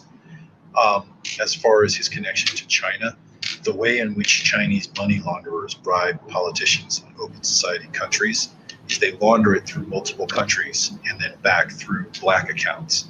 One of the recipients of which was, and this is not even my take, this is the take of the New York Times, was a certain son of a certain president who may or may not be really inaugurated. Okay, if they have all of these connections and these relationships, then why did all of their aggression start towards China start with Obama and the pivot to Asia? Why did they start surrounding the country and overthrowing Ukraine and doing all this aggression if they're such good buddies? You think that Obama's action, and it wasn't just Barack Obama, by the way, but you think that the Democratic Party? I don't think anything. I'm just asking. You're the only one that making statements here. Well, no, I'm asking you about specifically the Ukrainian operation. That was an anti-Russian operation. That was not an anti-Chinese operation. Absolutely, but that has serious influence on China. You think in what way? Creating a crisis situation in Russia. Look at a globe, but what's right underneath Russia? Yeah, I'm aware of Politics the doesn't Russian-Chinese work. geopolitics. Politics doesn't work like hearts of iron, my dude. Like, you have to do more than look at a globe to understand what's going on in the world. Yes, Now, I know. if you want me let's to just respond let's to- just. I would love you to. What is Okay. the relationship here, and why is If you're is there talking about the aggression Spratly if it exists? Islands, he was basically forced into that after they started violating Taiwanese national sovereignty. Okay, that- Taipei. I don't see the. You understand? force. You do understand, like, the current situation in East Asia. China is surrounded by 7 nations right now that could be nuclear under a single year. Unlike North Korea, if they were to go nuclear, their nukes would actually work. Now, China's been performing some pretty aggressive actions in East Asia. Not as aggressive as, say, North Korea, but the difference is the Chinese actually have credibility to their threats. The North Koreans do not. I don't need the condensation. I understand the geopolitical situation. I understand how the South China Sea works. I understand how the trade and the sanctions work. What I'm asking you is what makes you think, or what are the relationships you're alleging, and why, if they exist, then why did all of the aggression start with Obama? You still haven't answered. Under Barack Obama, it started because he was forced into it. He had to respond, or else start reading. How does China dumping some sand into a sea force him to put ships all over the place? You don't think that China? It's first off, it's not just them dumping sand into the sea. You say that you're familiar with the geopolitical situation, so I assume you're aware that they're attempting to build missile and airfields in the middle of the sea, right? With artificial islands. Yeah, there are absolutely there are military operations. There's military presence there. You know who else has a military presence there? The United States, and China certainly has a more legitimate claim to the South China Sea than the U.S. does. Doesn't matter whether they have a legitimate claim or not. It's a threat to the NATO alliance. If the United States does not respond to that, allies in East Asia will understand that the United States is a paper tiger. George Freeman and Robert Kaplan have been talking about this for years. The reason why the pivot to Asia is not a choice, and I'm sure Alcazar can probably back me up here, is because if there is no response, then those nations like Taiwan, like the Philippines, like the Japanese, and like South Korea, have to go nuclear in order to secure their national sovereignty, which means you end up with a Cuban Missile Crisis style situation in East Asia. The reason why those nations do not go nuclear is because the United States, with its fleets, guarantees nuclear sovereignty and the continuation of their guarantees their national sovereignty with its nuclear arsenal. If the United States does not send a message that it's prepared to confront those nations understand that NATO is a dead organization.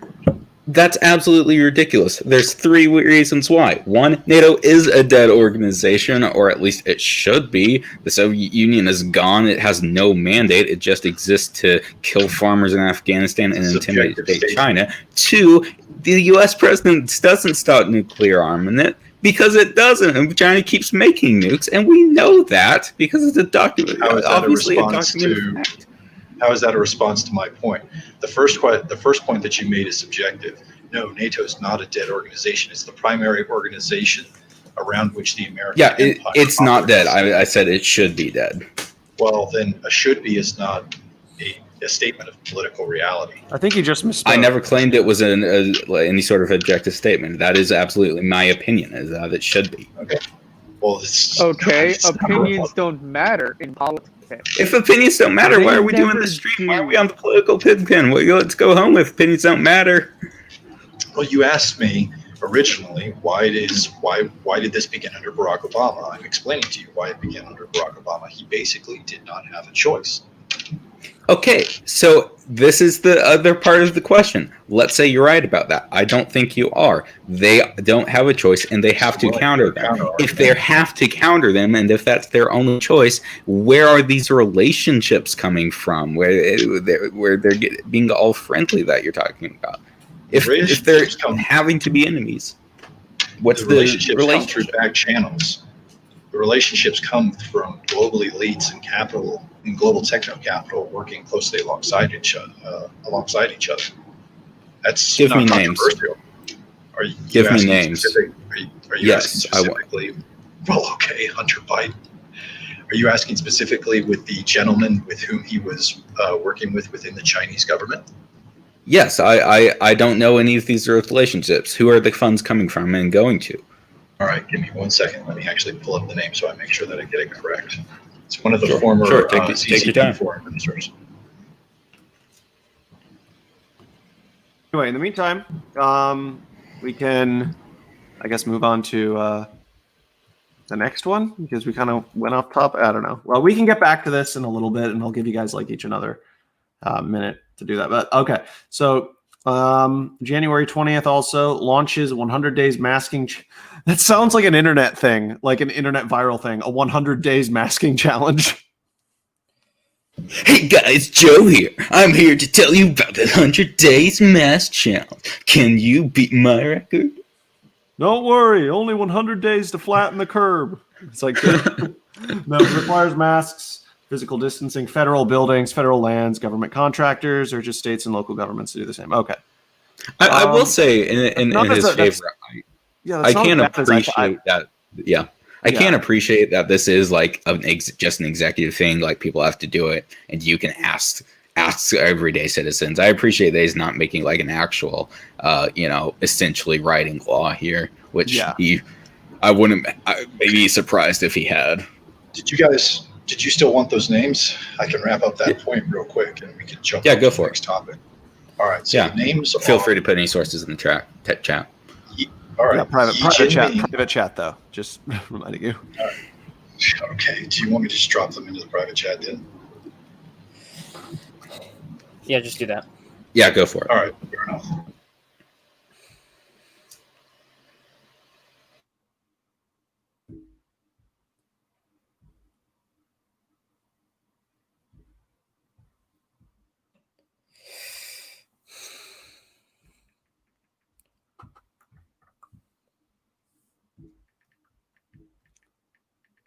Okay. Everyone still there? I'm still here. Okay. Never Yeah, mind. yeah. Okay, I was. Too. Yeah. All right. So. Okay. All right. So next one creates the COVID Health Equity Task Force to ensure equitable pandemic response and recovery. Okay. Requires mask airports, certain modes of transportation, trains, planes, automobiles. No, I'm kidding. Trains, airplanes, maritime vessels, buses, blah, blah, blah, blah, blah. International. Okay. COVID-19. Temporary stint. Because I'm fucking tired of shit and I got shit to do in the morning. Are you sure you don't want to stay for like another half hour? Yeah. All right. If you really have to, you can get going. But if I can't sleep though, I will come back on. Okay. All right. You have my promise. Okay. All right. Bye. Bye. Okay. So keep going up. FEMA, vaccination centers. Okay. Okay. Coronavirus data, preclinical, pandemic testing. It's all this seems like mostly all the same stuff. Okay. January 22nd restores. Oh God. Restores collective bargaining power, worker protections for federal workers. Public sector unions are parasites. Let's just get that out of the way. And also lays the foundation for a $15 minimum wage. I don't know if it just implies that for federal or if it means just like for everyone or for like, I don't know. It's kind of ridiculous, I think. But wait, federal. Yeah. So he's talking about, federal workers. But I don't know if the $15 minimum wage, if it's just for federal workers or if it means that that's going to be on a federal level. Because if so, then hashtag fight for inflation. So. All right. Well, that's a lot of. There's not a lot here. Not a whole lot of substance. I mean, the DACA thing, I guess, was kind of important. But I will say one other thing, or actually two other things. Just want to note real quick. So what I was surprised to not find on here was, and I don't know what it was because they said it was an executive order, but I couldn't find anything on here about it. But the thing about trans athletes or something being able to compete on like whatever team, regardless of their actual their actual biological sex? Like, what is that about? There was a congressional bill about that a while back, but I don't remember anything about a Biden order. I don't know what you're talking about there. Okay, I thought I heard something about that. But so this one is cringe. This is not an executive order, but I don't. It's just so dumb. And again, I'm not particularly hardcore anti-Biden or anything. I mean, I'm generally neutral. In the long run, I think that there could have been worse people. And again, I think it's more of a stabilizing force than Trump. But sure, I'm sure I'll be hardcore anti-Biden in like 2 weeks. But I'm open. I'm happy to give him a chance. Yeah. But so anyway, apparently he replaced a bust of Winston Churchill in the Oval Office with Cesar Chavez. Like, what the hell? What? Yes, I'm going to pull this article up. This is, yeah. Listen, I'm no fan of Churchill, but I'm also not a fan of Cesar Chavez. Okay, hold on. This was just really funny. Hold on. Yeah, I'm just pulling up this thing in tab.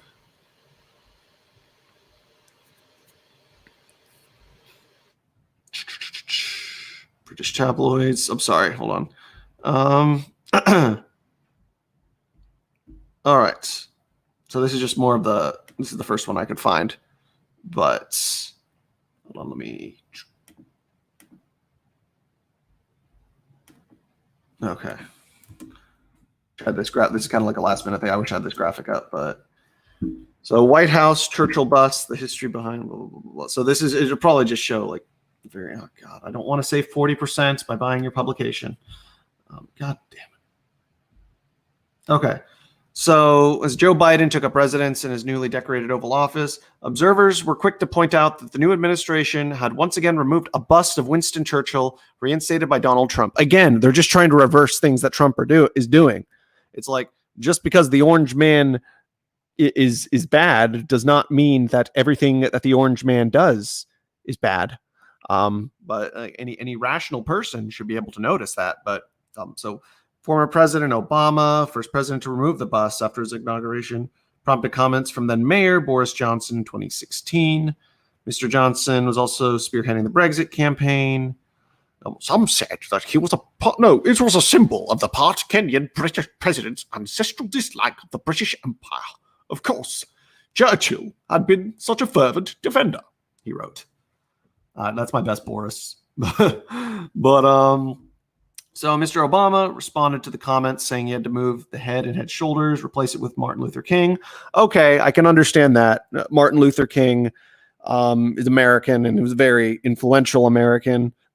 So I guess it would make more sense, in logically speaking, to have an MLK bust than a Churchill bust, even though Churchill, who actually was an American citizen, Churchill was. But either way.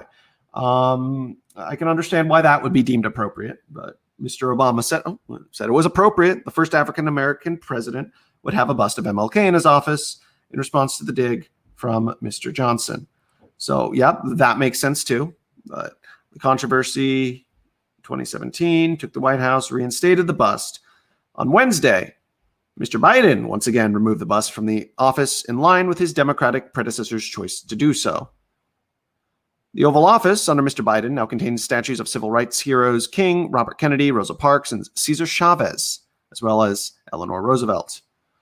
So decorated it with a large painting of these guys. Okay, Alexander Hamilton's cringe.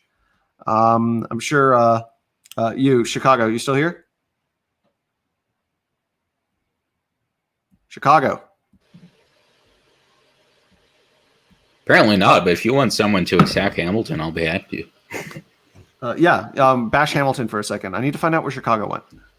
He is nothing more than a glorified conspirator to destroy the greatest potential government to ever exist. Not that government can ever be great. I think he was planning on, if he were president. Oh, sorry. Yeah, continue. He was an absolute rat. He lied his way through intentionally. He wrote in the Federalist Papers, "Oh, it's just going to be this and that's just going to be this," and he went through all of the conventions saying, "Oh, it's just going to be this, just going to be this," and then through for the rest of his life, which was not cut short soon enough, he worked to grow the federal government, to make it worse. He laid the foundation for Marbury versus Madison. He let there be absolute overreach of the federal government. He created a financial system that would set up the government to be in debt for the entirety of its existence. He created the debt, didn't he?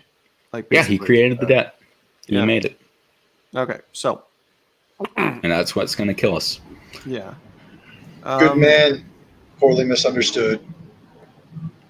I wouldn't even say good man. Well, I know you wouldn't. He's a soldier. He sold his morality. He sold his conscience to the state for money. I would say that he created a nation out of nothing. So that's supposed to be a good thing? Yeah. Well, it may not. We can argue about what the good is. I'm guessing you and I will have different opinions on that. But fundamentally, I think he was doing the job that needed to be done. Shame how it all ended. I prefer the New York bankers to keep their nose out of Virginia. Well, I prefer Virginia to actually exist. Don't get me wrong. I think. Okay. Well, I know you don't know what that means, but that would be another conversation that we'd have to go into. Okay, so moving on. Where is the? Hold on. So White House Churchill bust. Okay, so we will now move on to. So the U.S. Embassy responds to Winston Churchill bust controversy. I don't know. So London Friday controversy. Mr. Biden's removal. He says the two countries share a special relationship that's more than just a bust. British wartime leader over office. Blah blah blah blah blah. Largest invest. I don't know why the Churchill bust is seen as controversial. Like, is it just? Like, I mean, it's not like Trump put it there. Statue of Liberty. It's not a huge deal. I mean, I understand on either side. I don't know why either side is making it such a big deal. Like, and why? But however, I do think it's dumb that they replaced it with Cesar Chavez of all people. I just don't get. It's like, first of all, most people don't know who that is. Yeah. Number two, he was a communist. Number three, what did he do to really contribute? What was his contribution to Western civilization? What was his contribution to America? I just don't have most people do not have an opinion on that. Yeah, I mean, I actually admire him. I actually really admire him. But, I mean, again, you're looking at this from the wrong angle. It's not about it. To me, that's pretty straightforward. It's just pandering to pandering to unionists. Do you think maybe, or no? It has more to do with that base, the base that Cesar Chavez himself comes from. What I find the irony of this though is that Cesar Chavez, so Biden is very pro-immigration. Cesar Chavez was a hardcore nativist, even though he was a Latino. I mean, I think he was for some immigration, but he was also very, very anti-immigration at the same time. Like, it's funny. Like, the early union movement was very anti-immigrant. But anyway, so moving on from that, we just took that little detour. We're going to be talking about predictions for a Biden presidency. Now, I know if any of you viewers ended up watching the post-election stream, I think it was me, Aristocratic Owl, Fog, and I think Alkazai. It was probably Alkazai. Alkazai is on like almost all of these, but either way, if any of you guys were watching that one, we talked about our predictions, and one of mine is actually already coming true. So I don't know if I told any of you guys, but my initial prediction was that the reason Biden was completely downplaying the Antifa riots over the summer was not because he's supportive of Antifa by any means. He's definitely not, and that's like a BoomerCon talking point. But the thing is, what he was doing is it was to try to get as many votes as possible. He did not want to alienate that far left base.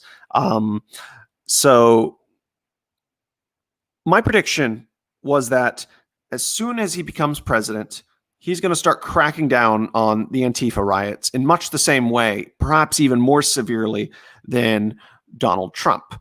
The Democrats, at least the establishment, would not say anything, and they just let him do it, of course, because he's their guy, and continue going about it as usual, and then going to start appealing more to center-right support, because the Democratic establishment knows that they have far more to gain as a means of accumulating more power and staying in power, of appealing to more right of center support as opposed to the far left populists who basically want to burn the entire system down. So within the past couple of days, Joe Biden has done exactly that. I'm not talking about the part about trying to appeal to more right winger. I mean, he's kind of been doing that to various degrees over the past about 6 months, ever since before his official acceptance at the DNC National Convention. But either way, so what Biden has been doing is, so for some strange fucking reason, of course, as we all expected, there are still riots going on in Portland, and particularly on the West Coast in California. Joe Biden is sending those very same vans and is actually upped them. The ones that Trump was sending with like the unlabeled feds who are just going in and pulling people into the vans like that. That was so controversial several months back. Joe Biden has amped that up and is doing the same thing. Nobody's talking about it.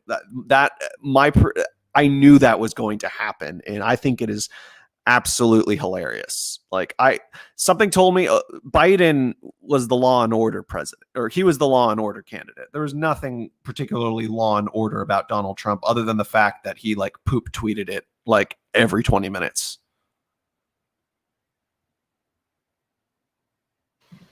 Yeah, absolutely. I think he tried to position during the campaign. Obviously, he tried to position himself with the leftists and the BLM people, saying like, "Oh yeah, we've got a serious problem." But that's not how he's actually going to govern. I mean, he has Kamala Harris as his VP. Of course, they're not just going to sit there by and watch them people attack cops all the time. They're going to step in. They're gonna crack down. We all know this. Yeah, I would agree. It's one of the better elements of what we're looking at right now. It's not a whole lot of good news coming out of the last couple of weeks, but there you go. Tell some of the guests you previously had on the Pigpen are probably going to be pretty furious. Oh, for sure. I still don't know what happened to Chicago. I mean, it's like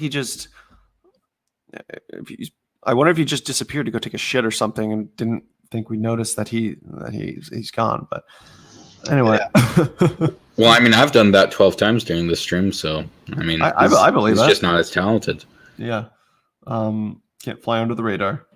Unless he's muted. Nope. Okay. Figured that weren't the case.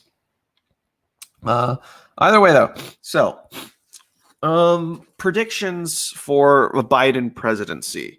I guess this will kind of be a shorter segment to an extent, but we'll start with Outremer. Or if Copperhead is listening, which he probably isn't, we could start with him, but we'll just start with Outremer.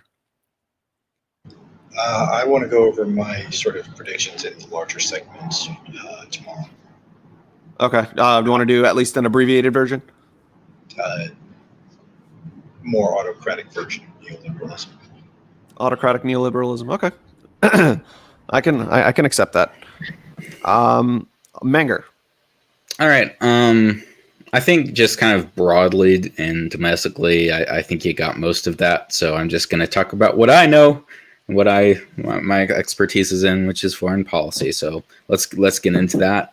Lloyd Austin was confirmed this morning, about noon, I guess, as a defense secretary. I'm kind of optimistic there. Lloyd Austin has always been kind of shy about going after Iran. He's really focused on Al Qaeda. When they started the Yemen war, he was reportedly outraged and like almost left over it because he knew that AQAP was a big threat. I mean, they're the guys that bombed the U.S. Gulf back in the 90s, and he said that we were working with the Houthis and with Mansour Saadi or with Mansour Hadi, sorry, to counter AQAP, and he was really mad that we stopped that to just genocide them, because anybody with any sort of conscience should be outraged. So I think he's pretty good on Yemen. I don't think we're getting out tomorrow. I certainly wish we would, but I don't think that's going to happen. But also broadly, he's not the worst on Iran. I'd take Lloyd Austin over Jim Mattis or Mark Esper 10 out of 10 times. He's not perfect by any means, but I think he's a little more restrained, and I think that could be a reason for optimism. Biden has, during the campaign, said he wants to get back into the Iran deal. I'm sure that a lot of people maybe watching the stream or on here might not like the Iran deal. I do. I think that anything that gets rid of sanctions that starve children and ensures security by eliminating the possibility of nuclear weapons is a good thing. I think it's actually the only good thing that happened during the Obama presidency, but it was a really good thing that happened during Obama. And Biden says he wants to get back into that. I don't think that'll happen for a long time because Israel is gonna keep that from happening. They've made some statements being like, we really don't want this. Rouhani said they're happy to. The ball is in Biden's court, was the quote from Rouhani, and I don't think there's going to be any action on that soon, but hopefully that we'll get to a place where we can get back into the P5+1 deal. I'm not as optimistic about that as some things, though. He's going to what I'm not optimistic about foreign policy wise is Afghanistan. He's been pretty against the Taliban deal. He's going to find some excuse. Sometime in Helmand, some road bomb's going to go off, and oh no, a contractor got killed again. Who could have seen this coming? Who could imagine that we would, have bombs when we invade a country? And they'll blow that up to be a big thing, and they'll stay in Afghanistan. They'll keep supporting, warlords and child rapists to counter the Taliban, because the Taliban is such a threat. I mean, how dare they be offered to give Osama to Germany instead of to us back in 2001, that we need to kill them for that. So Afghanistan, I'm not very comfortable with. I'm not very optimistic there. Syria and Iraq, I don't really know what's going to happen. It's been a little confusing because in Baghdad, they just had this massive suicide bombing. And I could tell you right now that if Trump was in office, if this happened a year ago, then there would be a massive troop surge. But I don't know if that's going to happen. Biden hasn't commented on it. The White House hasn't given a press statement on it. The consulate in Baghdad condemned it, but there's been no word of any sort of troop surge or anything. I mean, they've had some troops moving around like they always do, but there hasn't been necessarily any sign of a security response or a military response. So I don't really know what's going to happen there.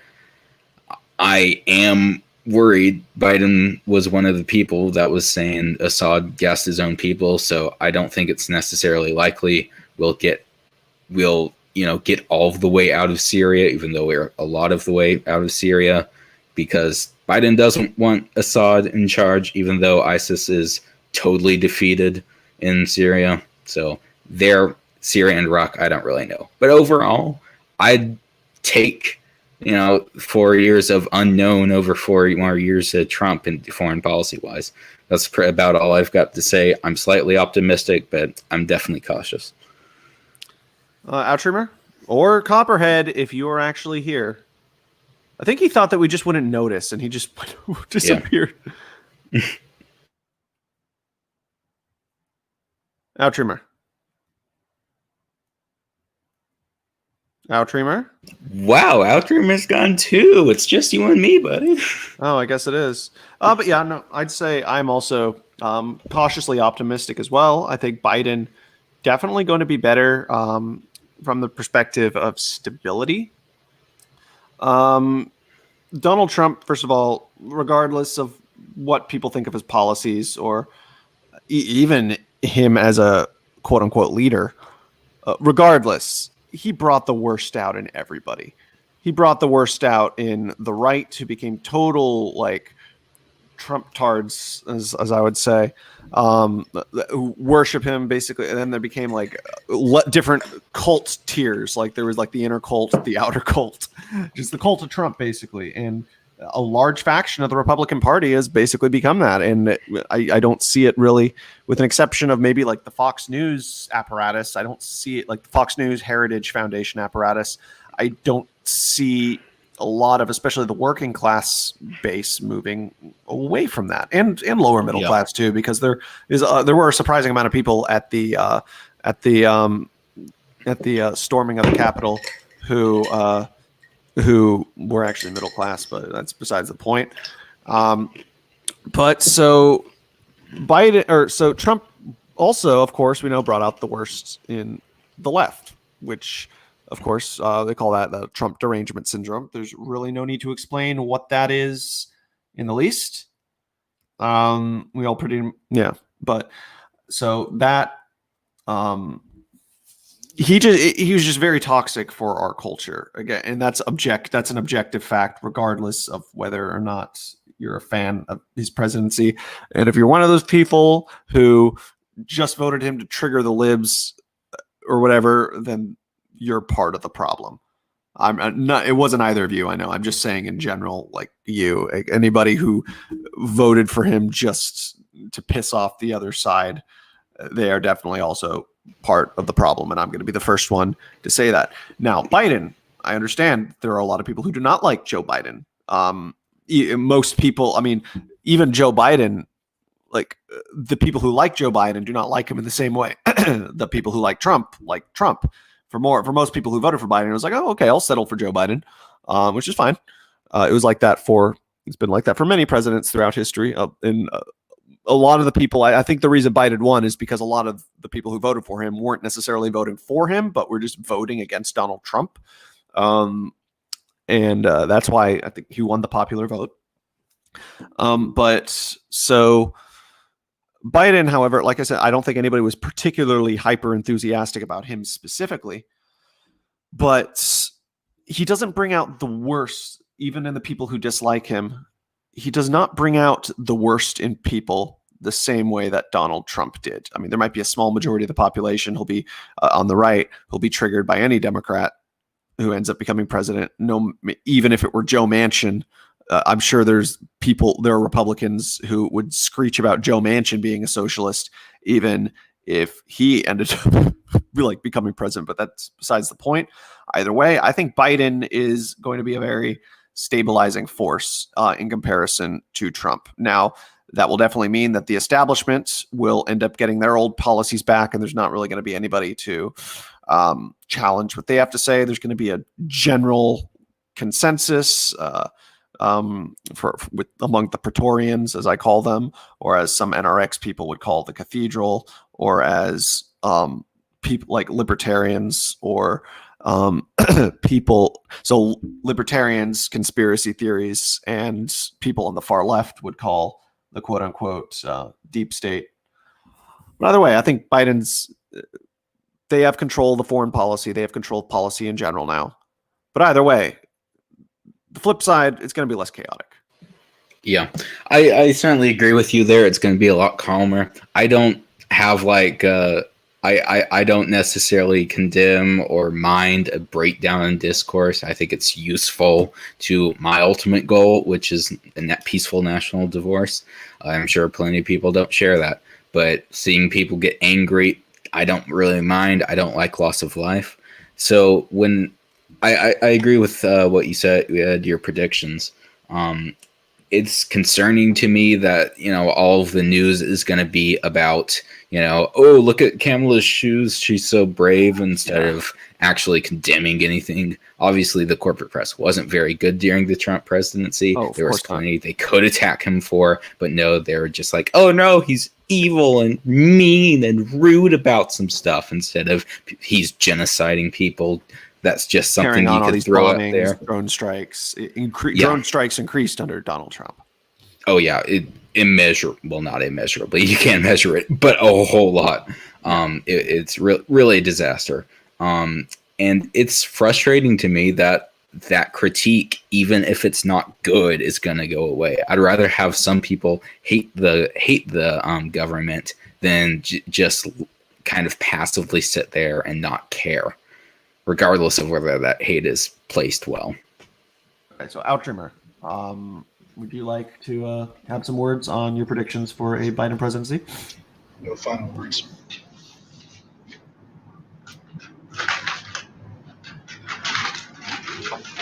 No final words. No final words. Okay, so on that note, we're going to move on to our final topic of the night. Donald Trump is now out of office. However, unlike a lot of presidents who generally either slip out of the limelight, or at least, so that would be like, for instance, George W. Bush, or presidents like Obama, who just slide to the edge of the limelight, who will pop up every so often enough to be a consistent force in our culture, but at the same time, not like particularly a dominant force in the culture. Donald Trump, I don't see him going anywhere. I don't want to come out and say, oh, I think this is just the beginning, because I don't think it necessarily is, and I don't think we could really say that. But at the same time, Donald Trump, his movement is, at least for the time being, for the foreseeable future, here to stay. And I definitely see him being more vocal than most previous presidents. I don't know if he's going to be starting a television network, buying Newsmax /OAN. So that's sort of the long-term possibilities for Donald Trump. However, in the short term, I just found out that his the impeachment trial, and apparently they're still doing that even though he's out of office. But I mean, okay, oh yeah, whatever. That's whatever. I mean, it still makes sense politically. Yeah, I mean, yeah. February 17th. So if he's definitely going to be facing a lot of legal troubles in the near future, starting with Menger and then going to Outremer. What do you see happening? What will become of our friend Mr. Donald J. Trump? Well, I guess starting with the impeachment, then I don't know if it's really going to go anywhere. They have the majority in the House. The Democrats do, so I'm sorry, the House already impeached him. I'm talking about the Senate. They have the majority in the Senate, so I wouldn't be surprised if the rules work out that they do impeach him. And the whole point of why they're still doing it is so that he has to legally be out of federal office, and I think local offices too. He can't hold office. That's why they want it, so that he won't ever have any more power. I don't necessarily know if he wants to. I guess that'll kind of get to the second part. I wouldn't be surprised if they did manage to remove him. It's not like they're going to give him a severe sentence or anything. He won't ever see the inside of a jail or anything like that. It'll just be like, oh, we hate you and you can't run again. There's nothing going to be like truly horrible there. Although it would be very notable since that's never happened in American history. I don't think that I agree. I don't think that Trump is going to just disappear. I think that the corporate press would like him to. I think that, that's why they're getting rid of him on social media. But I don't know exactly what he's going to do. Like, he has this Patriot Party thing, which is here. I don't want to exaggerate or anything. Yeah. I don't want to exaggerate, but that's literally the dumbest thing I've ever heard in my life. That's not. Surely that won't work out. But regardless of whatever Trump does, whether he does the Patriot Party, whether he starts some sort of news network or commentary network, which I think he should, that would be really interesting. Like imagine a Trump YouTube channel. He's just up there, or I guess he actually did one back when he was just a celebrity. He's just kind of abandoned it. Yeah. Yeah. That would be really interesting to me. But regardless of whatever he does, Trumpism and the whole movement and all of his followers, that's here to stay. You can't just boot them off of Facebook and Twitter and say, oh, it's never gone. We're now nationally unified. They're still there. They still disagree with you. So they still have a leader. They still have a figurehead. And that's going to be here no matter what you do. It doesn't matter that he's not in power anymore because the overall movement is still around. And I don't know how that's going to end. I'm not going to pretend like I have this all outlined in my mind, like I know what the future is going to be. But all I know is that it's going to be very interesting to have this faction, which is trying to be suppressed, or which the mainstream is trying to suppress, rather, and there to still be a figure who I think will maintain a public presence, even though I'm not entirely sure what that will be. It's all going to be very interesting, even though I don't know exactly where it's headed. Okay. Outrimer. Ask me again tomorrow. Well, no. Well, that's not really the subject of tomorrow's stream. Talk about just the future. I mean, it's tied into the future of conservatism, but yeah, I would just say ask me again tomorrow. If you want the short answer, is I quite frankly don't know, but I can sort of read the tea leaves. But okay. I don't think that that's fundamentally the issue right now. Like what's going to happen to Trump, I suspect he's going to spend a very long time, like Trump, the man, the Trump family will spend a very long time on the political former scene. President. No, not on the political scene. On the phone with his lawyers. That's what I suspect is going to be in his immediate future. I do have my criticisms of the previous administration that go a little bit deeper than everything. Most of what Maker said was pretty on point. But I don't think that. Well, like I said, my opinions are sort of tied into my deeper thoughts about what I think about the future of conservatism.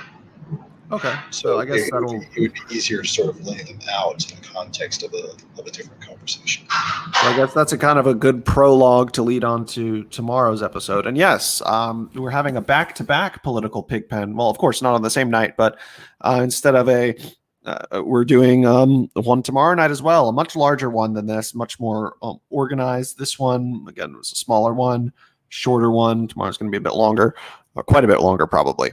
But we're going to be having on Kevin Castley and Outrimer for them to consider their dialogue. We'll probably be having Chicago back on. I still have no idea what happened to him or where he is. He just dropped out. But him, hopefully, Alkazai most likely. But then again, that's kind of a given because Alkazai always comes on.